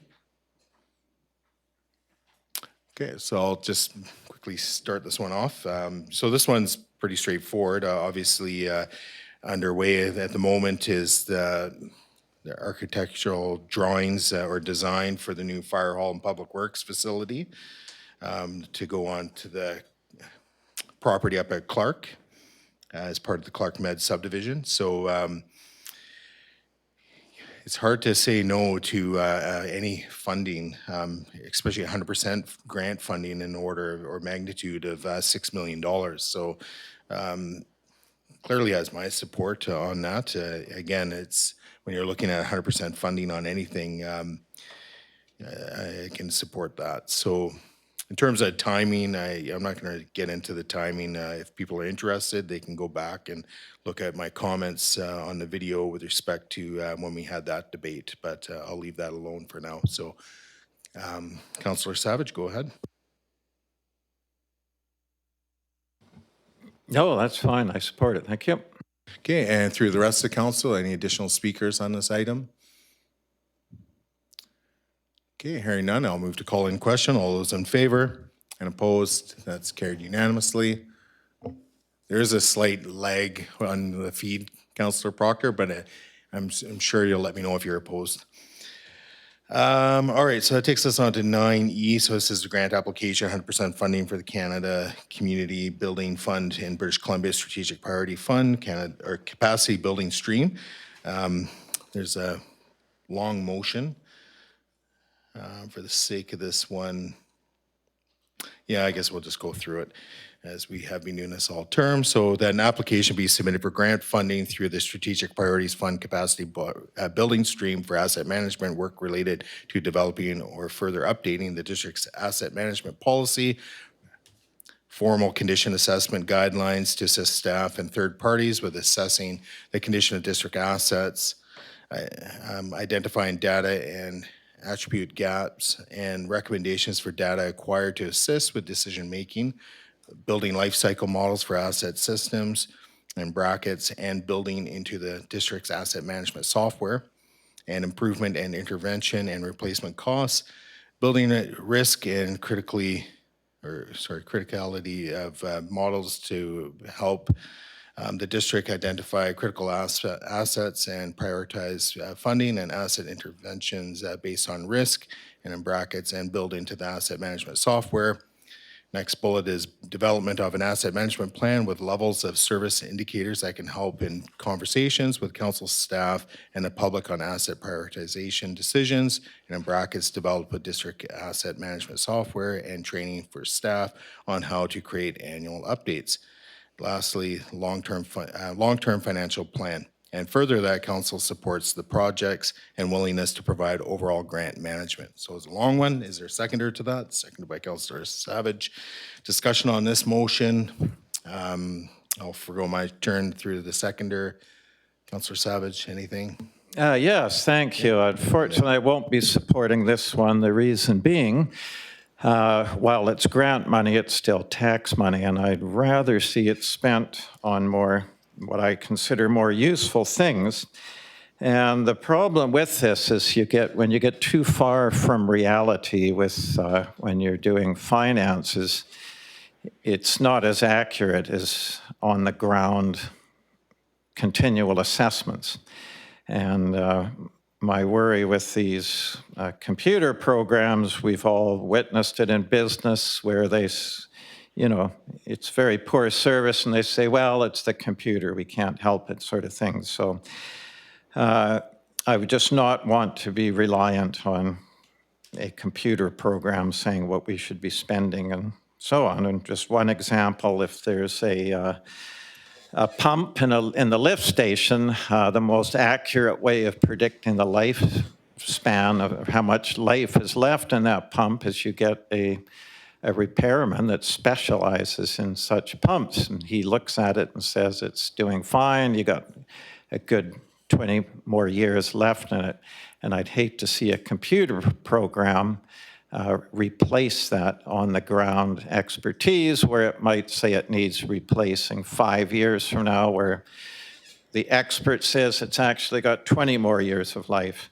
And we don't have that many assets. Roads are pretty simple to know when they're wearing out. And if they're not, you bring in an expert that analyzes the roads. A computer program can't do that for you. It doesn't go out and look at the roads and measure it. So I'd like to see same with pipes in the ground and so on. All this information is available. All municipalities face this, so they all have this information across BC and Canada with specific types of pumps, what their lifespan is, what they've found in the past, same with roads and so on. So I really don't see a need for this. And I've just seen this sort of stuff before in business, and it's not a good idea in my mind. Formal conditioned assessment guidelines doesn't really tell you a lot. It's just looking at stuff and assessing its lifespan is what it is to me, and its conditions. So anyway, I won't be supporting it. We just don't have enough things to warrant it, and I prefer on-the-ground expertise connected directly to reality and yearly decisions rather than just giving it up to a program. So that's my opinion. Thank you. Okay, Councillor Kesselbrock. Yes, through the chair to staff, do you consider this request for grant funding a worthwhile, if not an important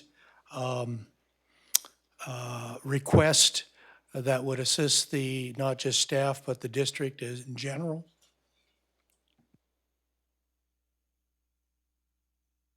So I'm guessing I wouldn't go through. Yeah, go ahead, Director Eric. Thank you, Your Worship. Through you to Councillor Gesselbrecht. I would consider it definitely a worthwhile project and plan here. It basically asset management actually gives us better information on the condition of our assets, and we would rely on experts and people in the field to provide condition assessment and risk and the level of risk that we're willing to accept with our assets. So more and more municipalities are moving towards risk-based asset management. And as we move forward, we will also become less eligible for grant applications if our asset management system is not further advanced than what it is right now. Right now, we have very, very basic information, very little condition assessment information on our assets. So the quality of asset replacement decisions that council will be able to make with information that's input into our programs and that we can take out would be of much higher quality. Supplemental through to Director Hare. What is the current asset management deficit that the district is experiencing? At budget time, based on the information that we have on our assets, it was, I believe, in the $450,000 a year range. And based on our looking at taxes, with a 1% increase or decrease in our taxes being approximately $25,000, I believe, that would represent a 10% to close that gap. The asset management gap would be almost a 10% increase in our taxes over and above what the rest of our percentage is. Is that correct? I believe so, yes. Thank you. Additional speakers on this item? And through to, it could be either Director Hare or Director Spears, where are we at currently with respect to our asset management? How is the district actually doing? I feel like I'm a bit out of touch with what the district is currently doing in terms of asset management. If you can give us a 1-minute summary or a 2-minute summary. So, Your Worship, with asset in 2018, Urban Systems had gathered some high-level information on our assets, and that is the information that I had used in this budget cycle. So basically, all I had was estimated useful life of those assets and approximately when they would be replaced. That information was based on very high level estimates, and and information was missing as well. So we don't have any information on the condition of our assets or basically the level of risk we're willing to take or accept, and in terms of making asset replacement decisions as well. Okay, thank you for that. Yeah, go ahead. Sorry, to cut you off. No worries. I was just going to reiterate. So we don't have any condition assessment or risk assessment information, and I can't vouch to the quality of the information that we have in the database. I from looking at it, I did see gaps in information. So. Okay, thank you for that. I just didn't know over the last couple of years how much updating there has been or has been completed within the District of Lantzville with respect to some of the condition assessments of our various assets or infrastructure. So I don't know if Director Spears can speak to that, or like, has there been much updating done? Because I'm very well aware that asset management is critical in terms of being successful on grant applications. So that's why it is important. But I'm just curious where we're at, like in just like almost like a status report. Through you, Your Worship. Basically, what's happened over the last few years is the assets were all looked at and assessed. However, that information was never actually input into the asset management system. So there is some information sitting there that needs to be placed into the system. But overall, when looking at what is being requested here, it makes it much easier to input that information into the system so that we don't have that lag behind and some of that missing information as well. So. And I did have one last one, and I see other councillors eager to jump in on this. In terms of just staff time, you know, if we're successful in acquiring this grant, in terms of staff time for actually following through, and with the project, is there a lot of time anticipated to go towards this? Your worship, we haven't worked out a detailed plan on everything that would be done, but there would be some staff time and we would use consultants. This is essentially, this grant application is 100% funding. It's a second stream that's available under the Canada Community Building Fund. So essentially, there would be no tax dollars that would go towards funding this project. This project would be funded entirely through external funds.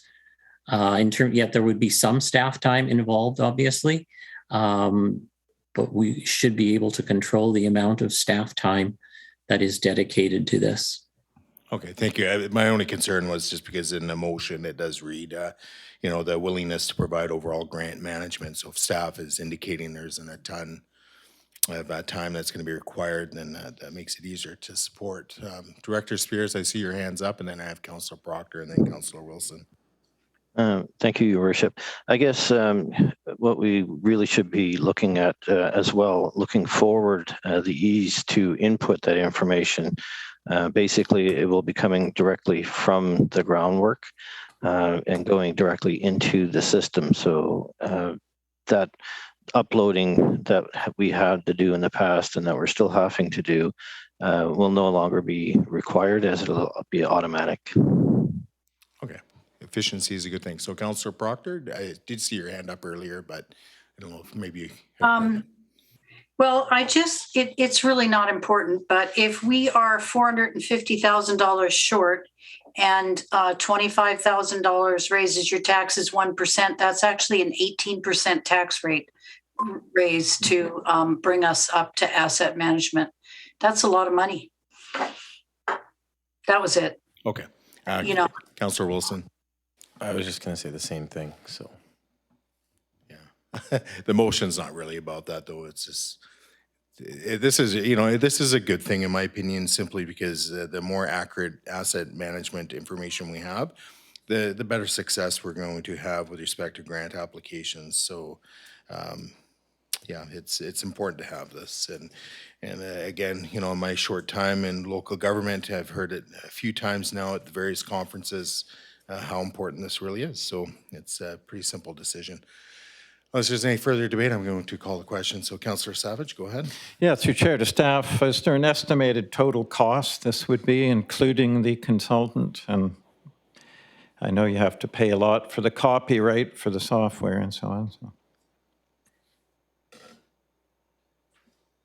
So. Your worship, through you to Councillor Savage. I would anticipate it would be between $100,000 and $200,000 that would be available in grant funding for a project of the scope and nature of this. So we have not identified an exact cost. So I'm giving you a very broad range. Something in the neighborhood of $100,000 to $200,000 is what we would be applying for. If council were to approve this, I would be working with a consultant to put together a grant application. The consultant has offered to put a grant application at no cost to us, and the consultant is the basically the owner of or the provider of the software that we use for asset management. Yeah, that's just an unbelievable cost. Kind of makes my point why I'm not in agreement with it. I mean, that's just so much money. Every time I see these things that involve consultants, it's just phenomenal amount of money. That's a full wage for someone that they could go around for 2 years and do nothing but examine every single possible asset we have, every inch of road and so on. That's just a phenomenal amount of money, or that could be used for, 10,000 20 times to have someone for 20 years go around, an expert, and assess everything. So I had a feeling it was going to be an astronomical cost, and yes, it's a grant, but that's still our tax dollars that goes into funding these grants, so I won't be supporting it. Thank you. Okay, unless there's anything further, I'm going to call the question. All right, all those in favor and opposed, noting that Councillor Savage is opposed, the motion carries. All right, so that takes us on to item 10A. We have the development variance permit application for 5020 Broad Ridge Place. There's a motion on the floor that was referred from the April 20th, 2022 regular council meeting. Discussion. I should go back to Director Limshu. Is there further information or introduction to this for council's benefit? Your worship, through the council, further to the April 20th council meeting, the applicant, the two property owners that expressed concern regarding the variance met on site with staff, and included in your package are email confirmations from both the concerned neighbors stating that as a follow-up to their on-site meeting, they no longer have concerns with respect to the proposed variance. Okay, thank you for that. And for council's benefit, that's page 128, 129 of your agendas. There's two emails there, so indicating there's no support. So I don't know if anybody else went up there, had a look around. Actually, it sounded like a few members of council did, but it's a challenging building site. Not my cup of tea, but anyways, through the rest of the council, discussion on this development variance permit. Go ahead, Councillor Savage. Yes, I'll certainly support it now, and it just goes to show that just that extra little effort we made listening to the neighbors complaining, they're now on board, it's been resolved, so that's good. So we made the right decision, and it's all go, and I'd just like to welcome Mr. Sandhu, I believe his name is, just like to welcome him to Lantzville, and good luck with his house. Okay, unless there's anything further, I'm going to move to calling the question. All those in favor and opposed, that's carried unanimously. All right, so that takes us on to 10B. This one's also on the floor. This is very in regards to Lantzville School Road. There's no mover secondary required. The motion is that a moratorium on future development of the Lantzville School Road right away for road network expansion be placed on the remaining, undeveloped section of Lantzville School Road. So I believe staff has brought it to my attention. The word moratorium may not be the best choice of words with respect to the motion itself. And through to C.O. Campbell, I don't know if that opinion has changed or not. No, it hasn't. Okay. So what I'm prepared to do is amend the motion on the floor. It's already been moved and seconded. It's on the floor. I'm just trying to figure out how I can do it. So to strike a moratorium and insert staff not initiate any land use planning without the permission of council with respect to the future, well, actually, and then it would be with respect to, and then the rest of the motion. So that staff not initiate any land use planning without the permission of council with respect to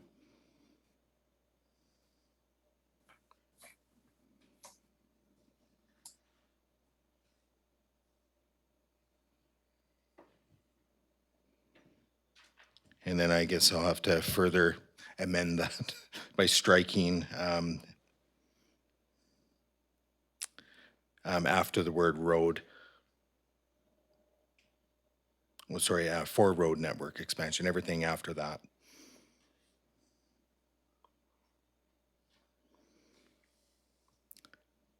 It would have been probably easier to redo the motion. Could you just repeat what the Yeah, so and strike? so strike a moratorium on. Okay, and then insert staff. I've got that. Okay, It was and the then second after strike. that, it would be the striking after the word way. So the right away, just striking everything after that.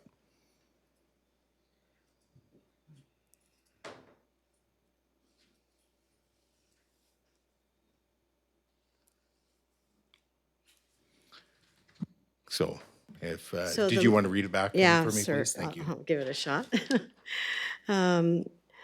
The council amends the motion on the floor by striking, quote, "a moratorium," quote, and inserting, "staff not initiate any land use planning without permission of council with respect to," quote. That's the end of that. And further striking, "for road network expansion be placed on the remaining undeveloped section of Lantzville School Road." So if the motion passed, the motion would read that staff not initiate any land use planning without permission of council with respect to, I've missed something here, because it'd be with respect The to on word the future on. development of the Lantzville School Road right-of-way. So maybe it's strike a moratorium on the, Yeah, that's correct, yeah. yeah, okay, Should be on the, yeah. okay. Moratorium on the, okay, so then if the amendment motion passed, it would read that staff not initiate any land use planning without permission of council with respect to future development of the Lantzville School Road right-of-way, period. That's correct, yeah. And what's not included in our, I'll ask for a seconder if there's a seconder. So second by Councillor Savage. Just speaking to this, it's again, just to clean up the wording, moratorium has been brought to my attention, not being the correct language for this sort of motion. And with respect to the motion itself, the whereas clauses that were in our last agenda package clearly spoke to the reasons why. So that's all I'll comment on at this time. So to the seconder, and then I see Councillor Proctor's got her hand up as well. So No, I said everything the last meeting, so I'll be supporting it. Thank you. and through to Councillor Proctor. Thank you. I agree. No one in Lantzville wants to see Lantzville School Road go through. It cuts the school off from the field. It interrupts the flow of drop off at the school. I can remember discussing that back in 1992 when my son was in grade 2, how awful that would be if that road went through. But I'm wondering through you to staff, could we not just refer this back with the development? Is this motion the proper way to make sure that road doesn't go through, or is there a more efficient way to do that? I guess my question is. Your worship, through the council, I think your motion actually covers it as far as direction to the staff. Thank you. I'll be supporting this motion. Thank you. Thanks for bringing it forward, Mayor Swan. Any additional debate comments? So Councillor Gusbart. Now, firstly, could the amended motion be read back?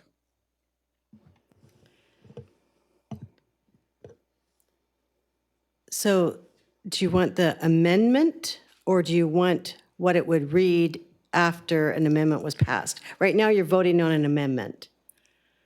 The amendment, please.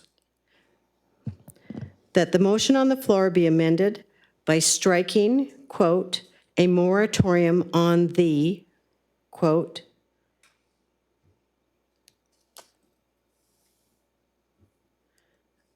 and inserting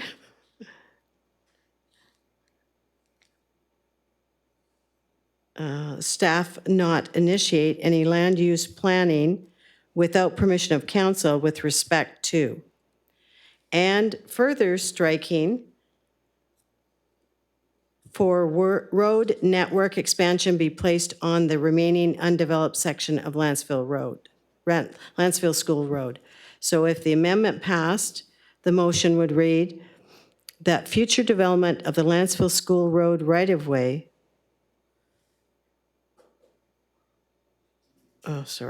that staff not initiate any land use planning without permission of council with respect to future development of the Lantzville School right-of-way. That's what it read if it passed. And I would just want to refer to Director Limshu to confirm whether any land use planning is clear for staff. Your worship, through the council, yes, in terms of future planning and discussions with the applicant, I thought it was made fairly clear when the bylaws were being discussed earlier in the agenda.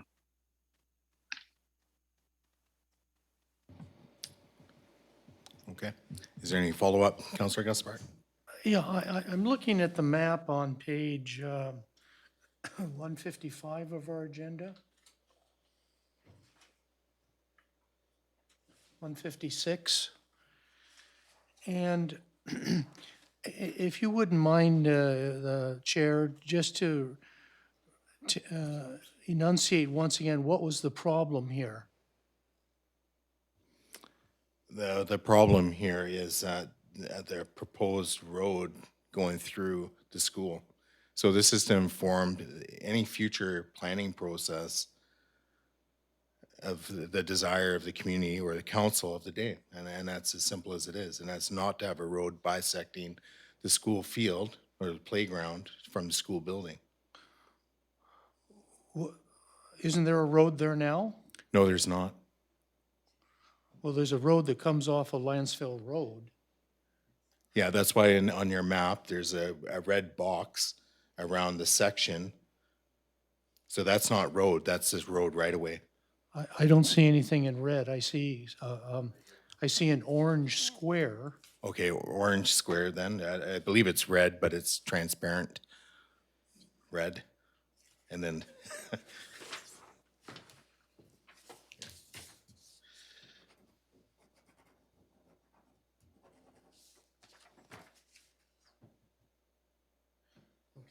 Okay, and was that square somehow a proposed development there? that's in the village concept plan for Village South. Okay, all right, thank you. Okay. Any additional comments, debate, questions? Okay, hearing none, I'll move to call in question. All those in favor and opposed, that's carried unanimously. All right, so moving along. Sorry, that's the amendment? Oh, Now on the sorry, main you're- motion is amended? Thank you. Yeah, my apologies. Getting a little long here.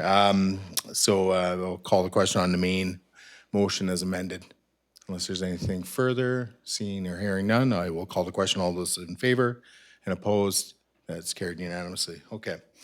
So that takes us on to item 11 of our. Point of privilege, I'm sorry, I need a 2-minute break. All right, so it's 8:40, so we'll reconvene 8:42, so I'll call a recess.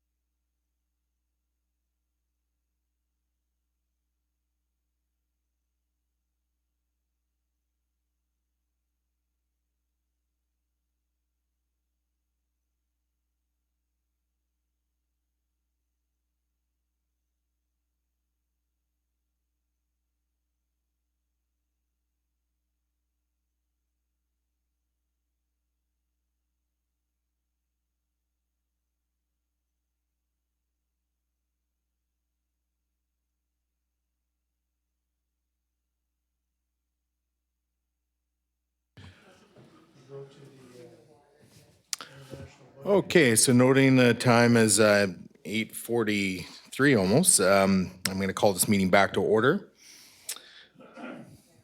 Through to the gallery, we're back in session. Thank you. All right, so we're on to 12A of the agenda. So this is just the Community Safety Standing Committee September 7th, 2021 meeting minutes for information. Doesn't require a mover or seconder, it's just there for information. If there's any questions for staff. Okay, hearing and seeing none, we'll move on to 12A. We have mayor and council verbal updates. So I guess this evening we can start with Councillor Proctor. Thank you. I just have a few things. This meeting's already late. I think some people realize I represent Lantzville on the Vancouver Island Regional Library Board, and we recently settled the strike, I think, to everyone's satisfaction. And I just wanted to say that I did get a few letters from people in the public during the strike, and I hope that people can appreciate that I'm only one of 27 trustees, and we were all instructed not to discuss the strike, to leave the strike to the negotiators. So I know some people expressed some dissatisfaction with the level of response I gave them, but it's not up to me to discuss a negotiated strike with a union, with the board that I'm only one of a small member of. I'm looking forward to the seminar I'm signed up for on Friday, and I'm happy that we've reached a unanimous decision about this Village South proposal. Thank you. Okay, through to Councillor Wilson and Councillor Gusbrack. Yes, just to echo what Councillor Proctor said, if it's labor negotiations or personal matters involving people in the district, there may be a dispute, there might be a lawsuit. We as councillors or trustees or directors, you can't respond to letters from the public. And I know it's frustrating to the public, but there's an absolute prohibition while people are negotiating, meaning when staff is negotiating. So I hope, once again, the public understands that. It's not that we don't want to respond, but we're prohibited from responding. Simply, I just want to give a shout out to our broom busters who have been busy busting broom in Upper Lantzville in the foothills area. They were out on Saturday. I understand they're going to be out again on Thursday in another section. They are really dedicated, and these get-togethers are a lot of fun. You learn how to use some pruners. It's good conversations, and it's improving the community. So I heartily recommend that if you see a notice to come out and join, come on out. It's a lot of fun. Through to Councillor Savage. Thank you. Just wanted to say what a fine service it was on Sunday for the Battle of the Atlantic. The Legion put on. I was in the one in Nanaimo a couple of years ago, and it was conducted by Councillor Ian Thorpe as well from Nanaimo that time. He did a really good job and did so again, I thought. I really liked the way he was encouraging the cadets to go up and play their part in it when they read out the ships that were lost and the tolling of the bell as they read it out. It was quite a touching moment, I thought, and so nice to see the young generation showing appreciation for these things. With what's going on in Ukraine, it really shows you in real time, real life, just what it's all about when you put your life on the line for others. So it was good, and it was nice to see the mayor of Nanaimo here and as well visiting Lantzville, so hopefully we'll have more of those here. It's a great spot, well supported here, and with all the blooms out in Huddlestone, so job well done. Thank you. For myself, keep it real brief. Yeah, I attended the Battle of the Atlantic ceremony as well. And again, Legion 257 put on a great event as usual, and the flyover was this year was usually you expect the biplane to go over, but this year was a helicopter, so a bit different, but more reflective of maybe modern war times. But MLA Adam Walker also attended, along with his Councillor Savage indicated, Mayor Krogh. So it's always nice to rub elbows with those guys from time to time. Yeah, but again, it is nice to see the younger generation come out and partake in such important events because it is about the fostering of remembrance. So it's just a different event. As we all know, Remembrance Day does get a lot of the limelight, but this is also to celebrate the sacrifice and remember those who gave their lives in the Battle of the Atlantic. So again, it's a moving ceremony. I enjoy it for as much as you can enjoy those because it is quite somber. So other than that, we'll move on in our agenda. So we have Point of privilege, please. Go ahead. Point of privilege. Yeah, sorry, I forgot to mention Mayor Swain's lovely daughter sang "O Canada" and "God Save the Queen" at the ceremony.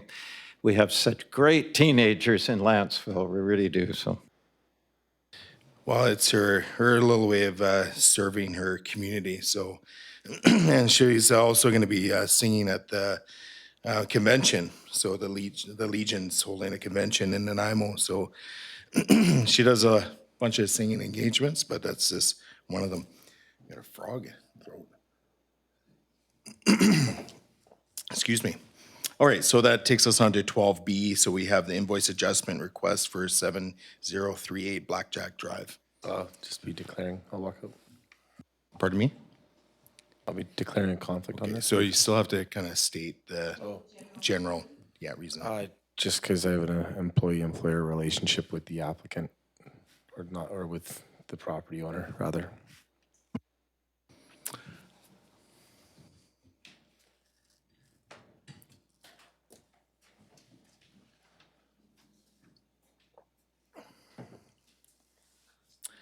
All right, so I'm prepared to make the motion, or unless Councillor Proctor. Okay, go ahead, Councillor Proctor, if you wish. I would like to make the motion, thank you, that the request to reverse the invoice amount of $7,454.30 for the recovery of cleanup costs in December 2019 incurred in connection with 7038 Blackjack Drive be approved. Is there a seconder to this motion? Okay, so it's seconded by Councillor Gusselbreck. And for discussion, so through to the mover and seconder. I read the report provided by Director Hare, and the Ombudsman has clearly outlined how council should approach tax arrears. It was a very ugly case in Penticton last summer. Some lady's house was sold out from under her for a very small bill, similar to this, maybe smaller.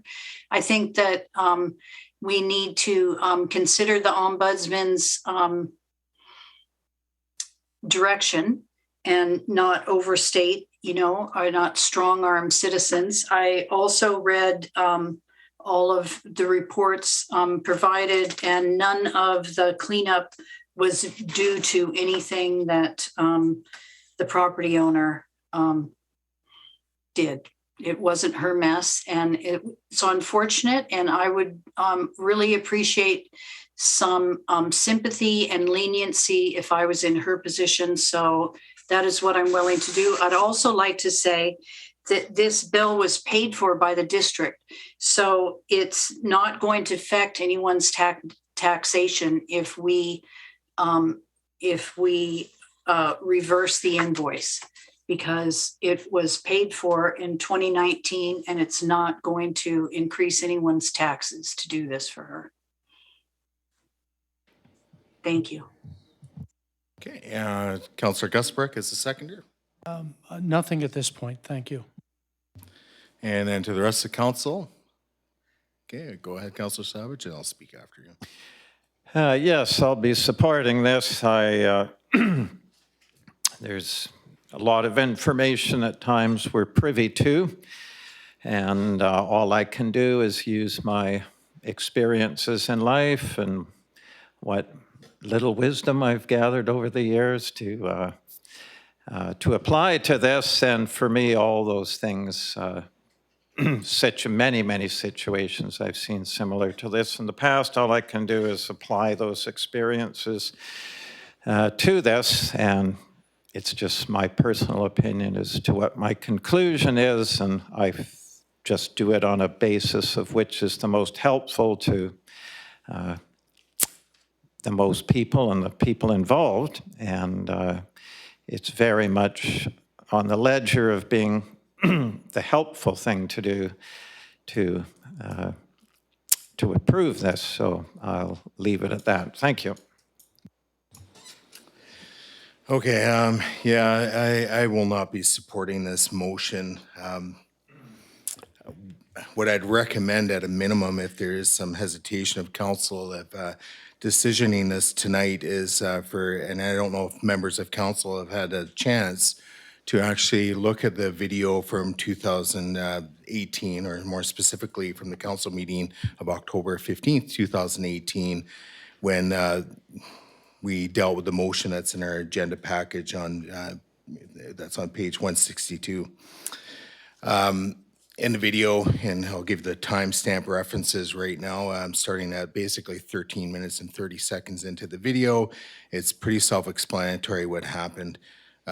Basically, the individual in question here came in, or Ms. Cross came into council and asked that the district delay on the cleanup, and this is back in 2018.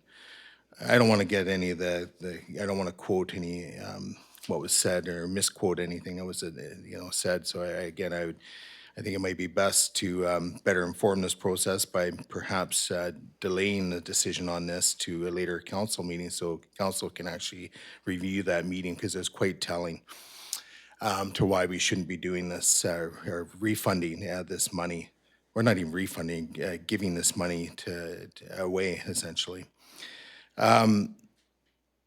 At that time, that meeting in which I was there and Councillor Gusbrecht was at, the request came in to extend the timelines that this individual was given to clean up a portion of the property or whatever that she had to do, and she was granted a 3-month extension. And even in that discussion, it was like, well, what if at the end of the 3 months or the extension, the co-owner of the property at the time hadn't gone through all what's required to be done. And I think it was quoted in the meeting, let's just say they were 80% of the way through. And the discussion was, well, council of the day could be compassionate and give more time if everything's going in the right direction. Well, my summary of this is it has not gone in the right direction. Nothing was done. And then the district had to take it into their own hands to actually do the cleanup at an expense to taxpayers in the magnitude which is in our agenda tonight. So it's the $7,454.30 of tax dollars that were spent on this cleanup. Now, in that meeting, there was also spoken to, I believe it was Dion Clausen, who's the bylaw enforcement officer, and who's the other guy? Drawing a blank. Anyways, they spoke to about how residents in the area were increasingly frustrated, and they had been dealing with this property for 3-4 years prior to this action being completed.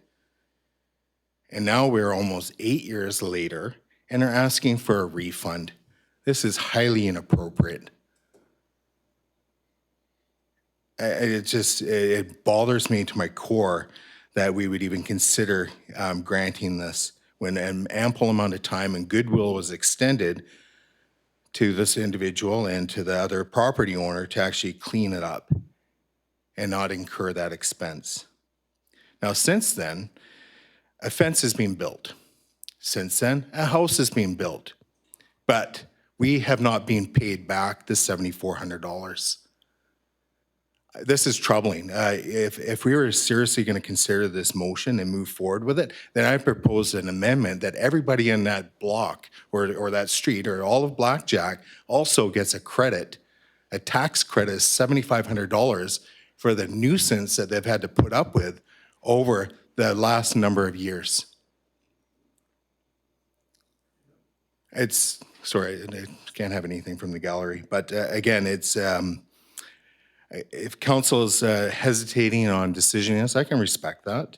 I would highly encourage all members of council to go back and watch the video, the October 15th, 2018 video. It is a pretty easy decision. I would encourage all council members, if we want to vote on this tonight, to vote against the motion that's before us. It's that simple.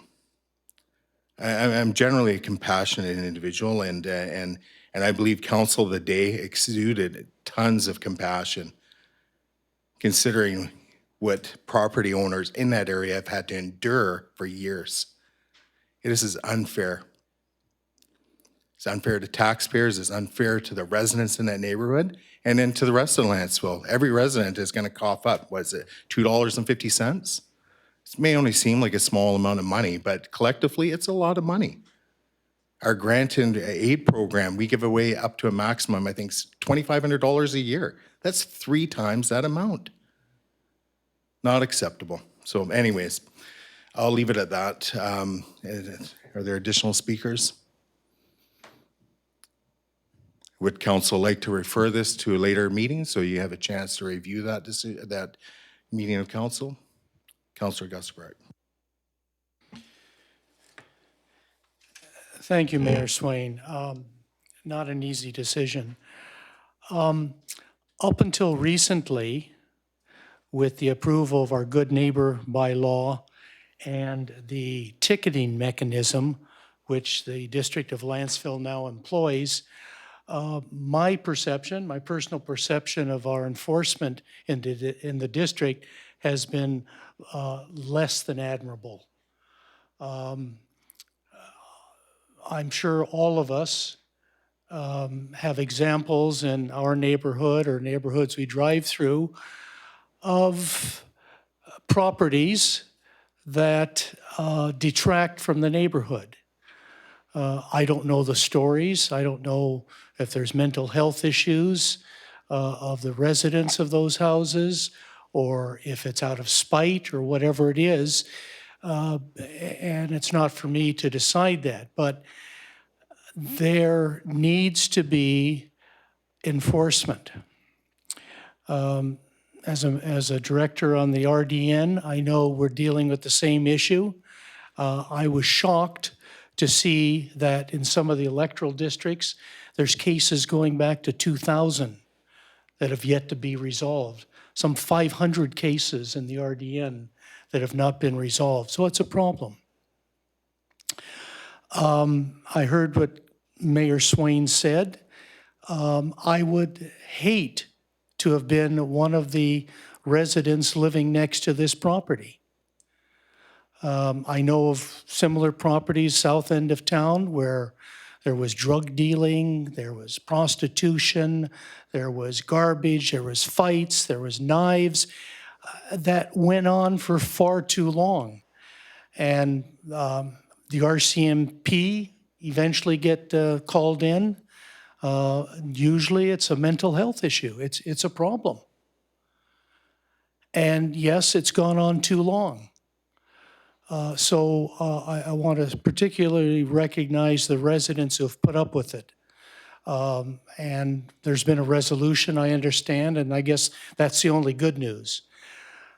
But with respect to this application, council's aware that there was a lot of issues, not particularly with this woman, but with her brother.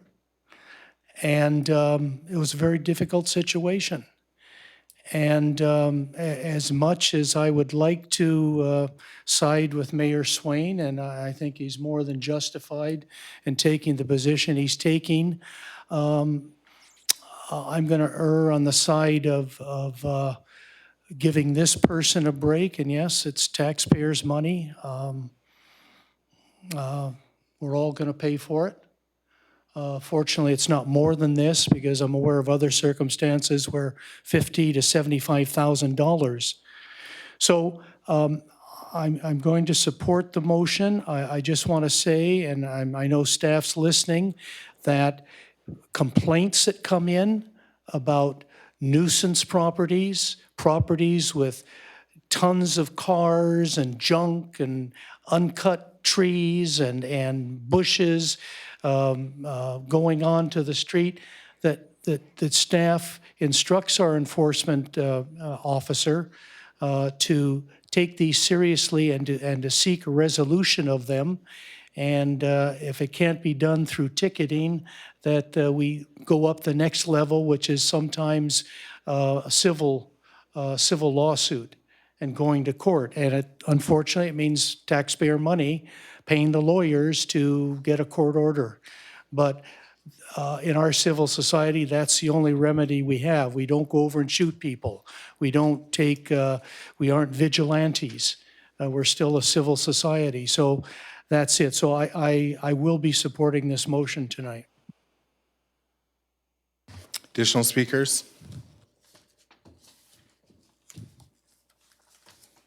Okay. I was going to speak to it again. Just bear with me here.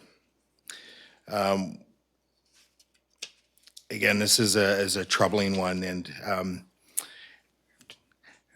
in terms of the process of the cleanup, and this will speak to why we don't have letters this evening, why we don't have people in the gallery this evening, is people are afraid. They're afraid to voice their opinion on this. Now, when the cleanup happened, there was RCMP there. This is in the public realm. There's RCMP there. Why? And you can fill in the blanks. There's so much information that we don't have in front of us. This is a very, if anything, it's very incomplete, in my opinion. It's just, we're missing information, and to make a sound decision where we're giving away $7,500, it is giving away $7,500 of tax money. Again, I might as well make the amendment. You know, we should be giving everybody on blackjack a rebate of $7,500, because that's about how ridiculous this is. Like, it's unbelievable.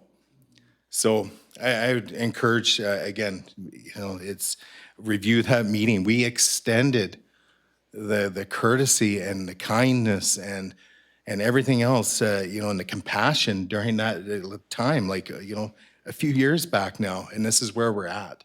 And since then, the person's had the fortitude to spend money on that property, make improvements, but not settle their debt.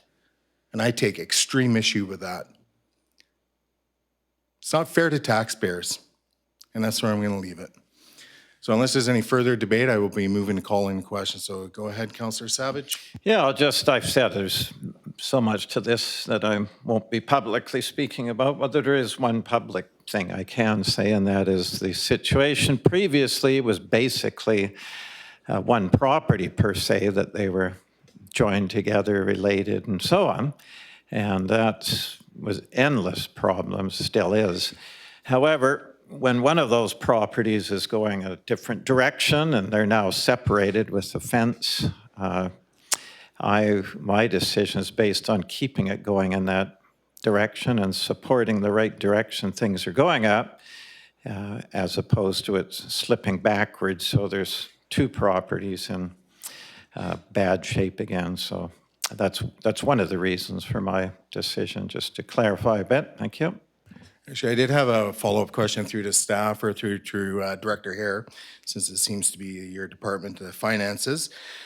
With respect to a repayment option, is there any possibility of the district entering into a repayment option on this property for what's owing? Or has that even been explored? What do you mean by repayment option? Well, there's $7,500 owing to the district. Has the district looked at asking that person to pay it back over time, similar to a parcel tax? Repay their debt. The applicant has specified that basically they don't have the ability to pay this. I mean, we've made collection efforts. I believe the director before me sent out notices, tried to collect the amount. It was outstanding from 2019 and transferred on to taxes before I arrived here in May of 2021. So there's been efforts to collect through sending overdue notices, and there have been, from what I saw in the file, there was correspondence with the applicant or the person requesting the credit. And most of that was around the inequity of charges and inability to pay. Yeah, I understand about the dispute between the two property owners whose share should be paid and so forth. But to me, that's a civil matter, not a district matter. So if one party is unhappy with the other in terms of who's paying what, then they can take it up in court. But not, it shouldn't be coming back to us to have a decision, what, taxpayers should be essentially paying. Again, in terms of repayment, I'm not satisfied that this is being explored enough, simply because since this has happened, and I'll reiterate, a fence is being built. And from what I understand, it was a person that resides on each property that contributed to building that fence. And also, there's a house built, which I'm assuming must have cost a couple $100,000. So again, this is really troubling. But we'll move to a vote. So unless there's anything further, I'm going to move to calling the question. Okay, hearing none. All those in favor and opposed? Knowing that Mayor Swain's opposed, the motion carries. All right, so that takes us on where we're at here. Okay, we got 20 minutes.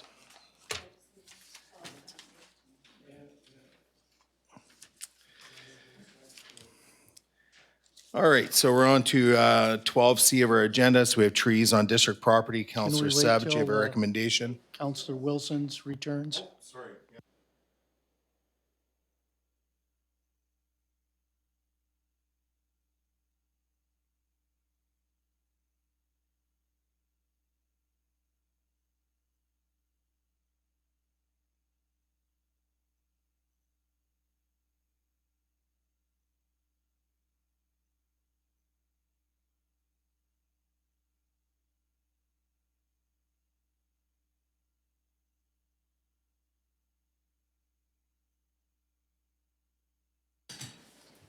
Okay, so we're on to, make sure I get the numbering right here. Where am I off? Oh, yeah, here we are. Yeah, so 12C, so trees on district properties. So I have Councillor Savage's recommendation. Go ahead, Councillor Savage.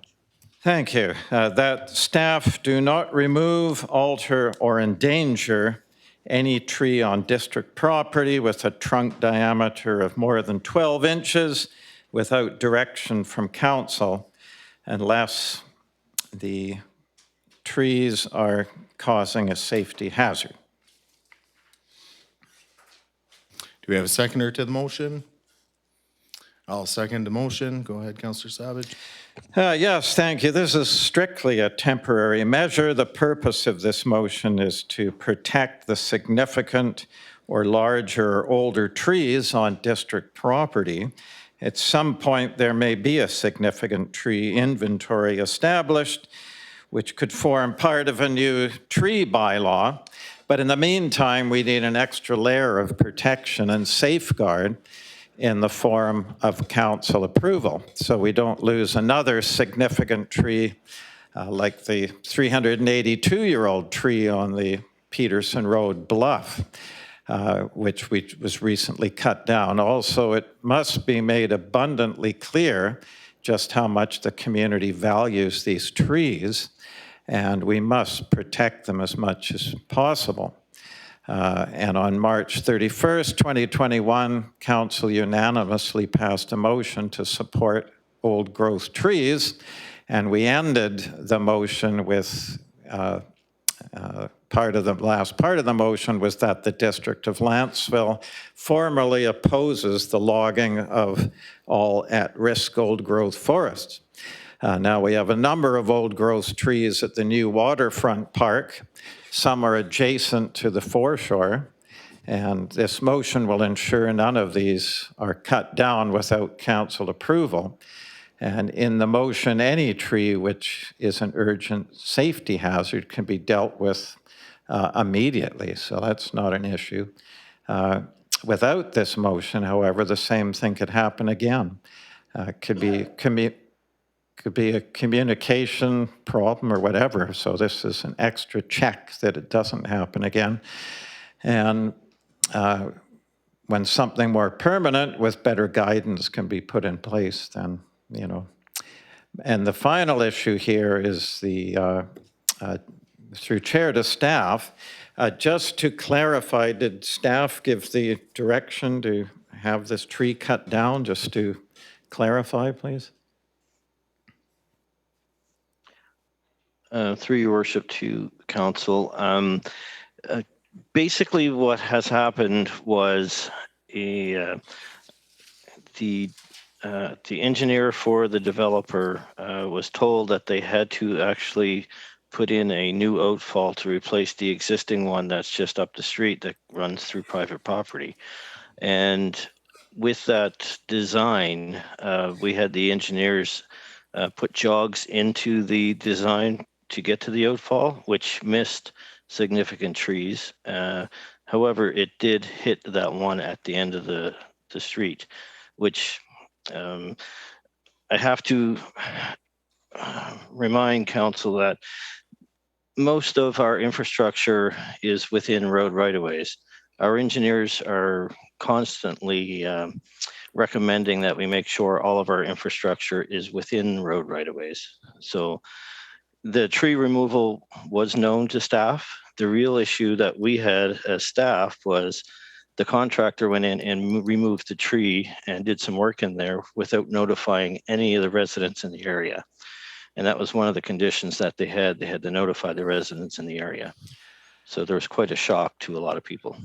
Yeah, so was it the staff directed the tree to come out, or was it the engineer? The engineers looked at the design, and basically the design for the outfall area had to be in that specific area where that tree is. So it was recommended by the engineer to take it out. Staff approved the plans. Right. All right, well, thank you. Thank you for that, much appreciated.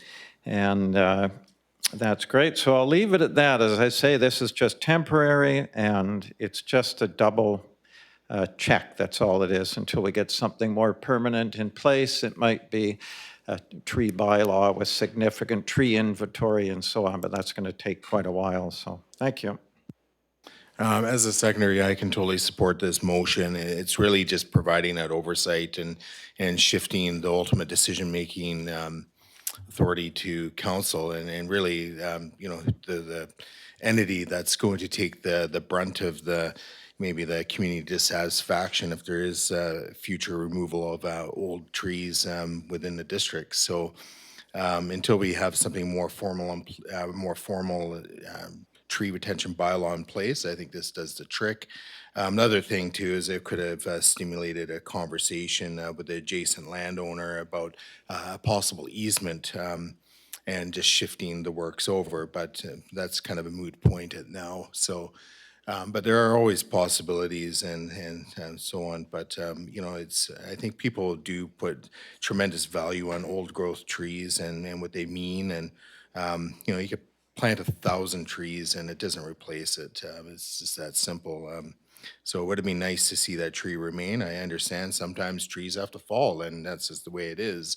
But you know, I would, you know, in a small community like ours, where we don't have a lot of, you know, oceanfront control, you know, it would be nice to try and retain as much as we possibly can. And I just remember the lengths or even just the attention we gave to that big arbutus on Sebastian Road, that big monster that crosses, or that kind of arches over the road, and there's so much concern about losing that tree. And the district, we approved that as a council, approved obviously the works, and it was with the hopes that there wouldn't be any disruption to that tree. And fortunately, that tree was spared. So it all worked out. But anyways, I'm totally supportive of having that oversight until something more formal gets put down. So I see Councillor Proctor, your hand is up. Go ahead. Thank you. I just have a few questions about the drainage. So through you to Director Spears, my understanding is that this is replacing an outfall that went into the ocean that was failing. Is that correct? Through your worship to Councillor Proctor, yes. Basically, upon inspection of the outfall that's currently in place, it was noted that it was being squeezed by trees and rusting on the bottom. So it needed replacement. Is this outfall adding any drainage to or is it just redirecting the existing drainage to a different outfall? It's redirecting the existing drainage, and it will be sized to accommodate any future road increases or any kind of growth within the district. But is that development adding more outfall to the ocean? The development itself, no, but the conditions on the development, which were sidewalks, and I guess it's just about the sidewalks when it comes down to it, and the roads themselves, all the properties on the development will have on-site rainwater detention facilities. So why did the district require this developer to pay for the drainage?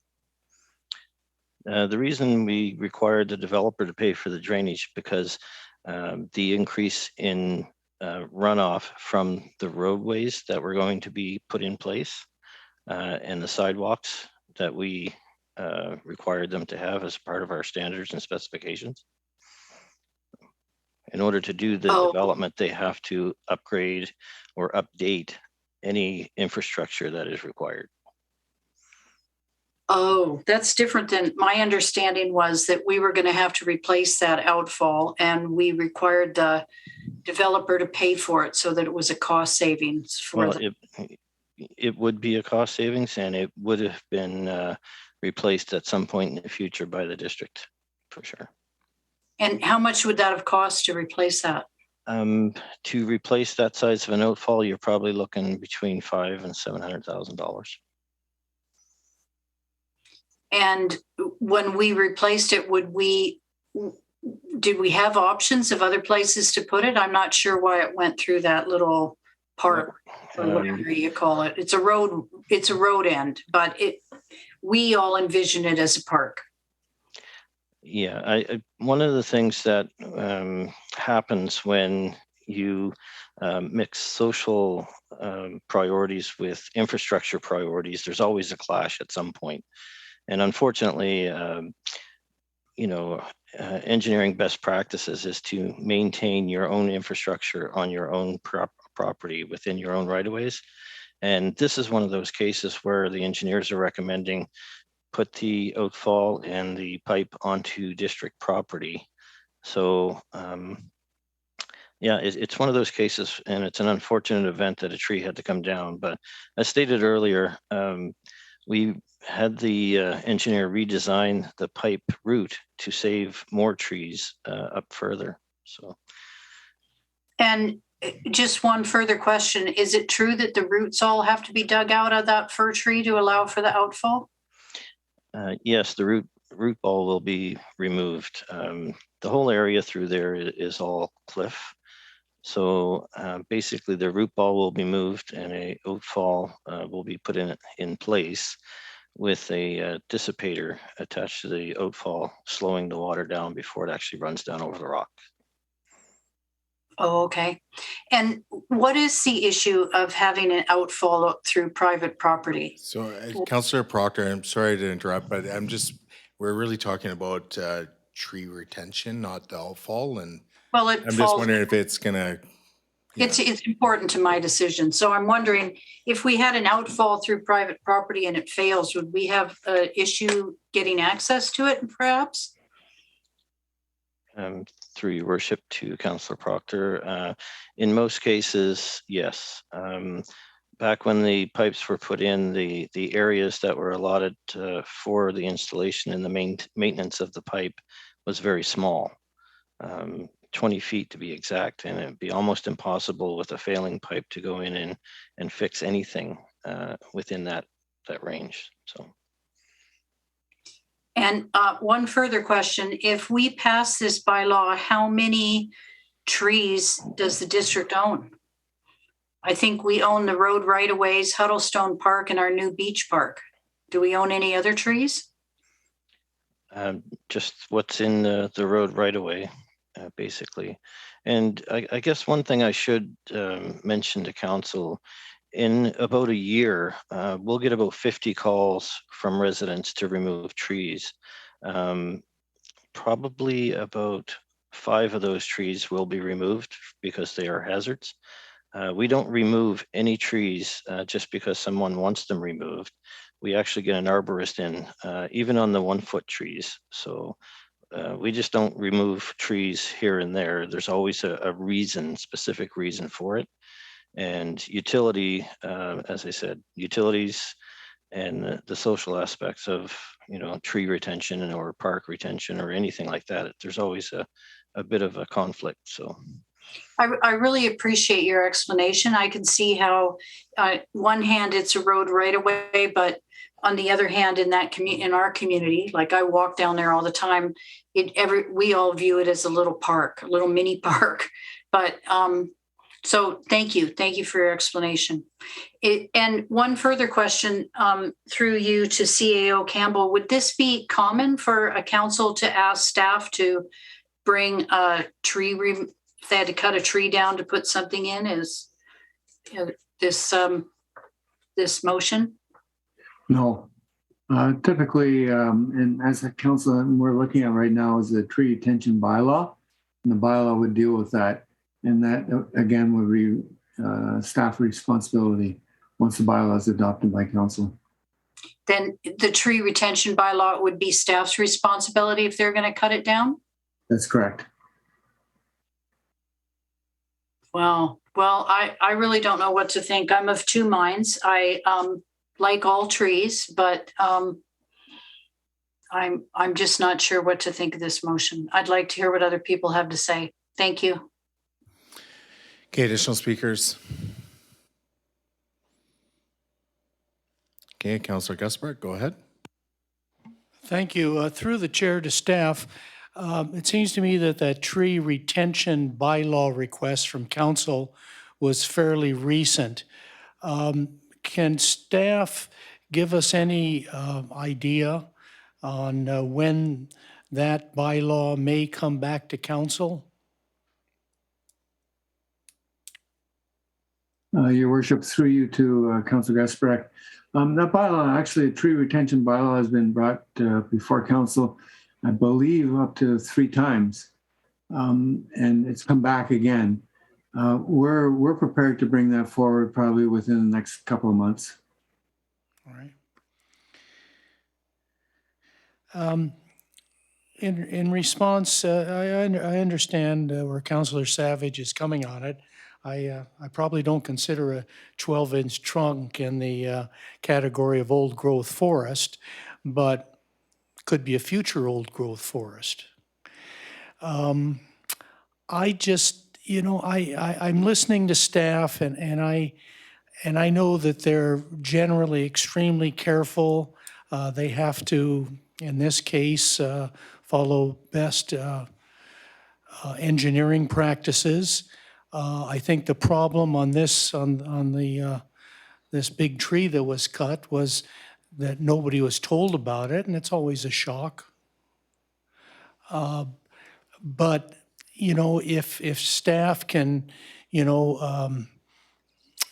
button up the process and make sure that when something big is coming down or going in, that the immediate neighbors are notified and give them an opportunity to either contact staff or contact their local counselor so that we all get a heads up as to what's happening. Because I think Mayor Swain alluded to this, when something happens, we get the blowback. And sometimes we don't know what happened, and we see there's the lines are going crazy in the community, and it's hard to get a reading of, what actually happened, who caused it, what was the result. I know I got a couple of calls, and sometimes it's a weekend, you can't get a hold of staff particularly.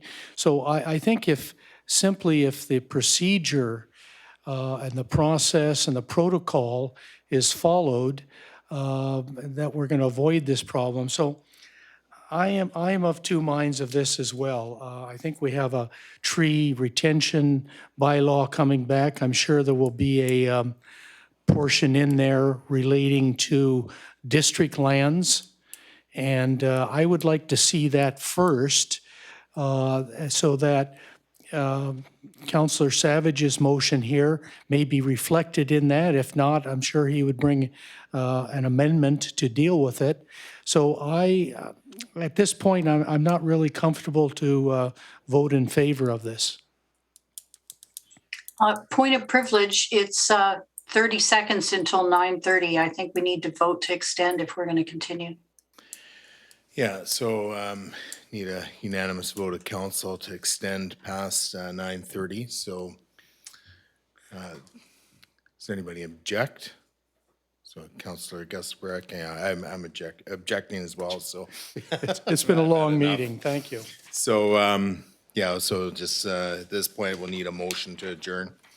So I'll just make the motion to adjourn, second by Councillor Savage. Any discussion? Hearing none, call the question. All those in favor and opposed? We are adjourned. Thank you.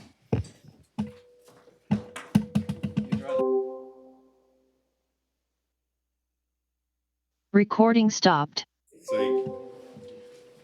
like I need drink service.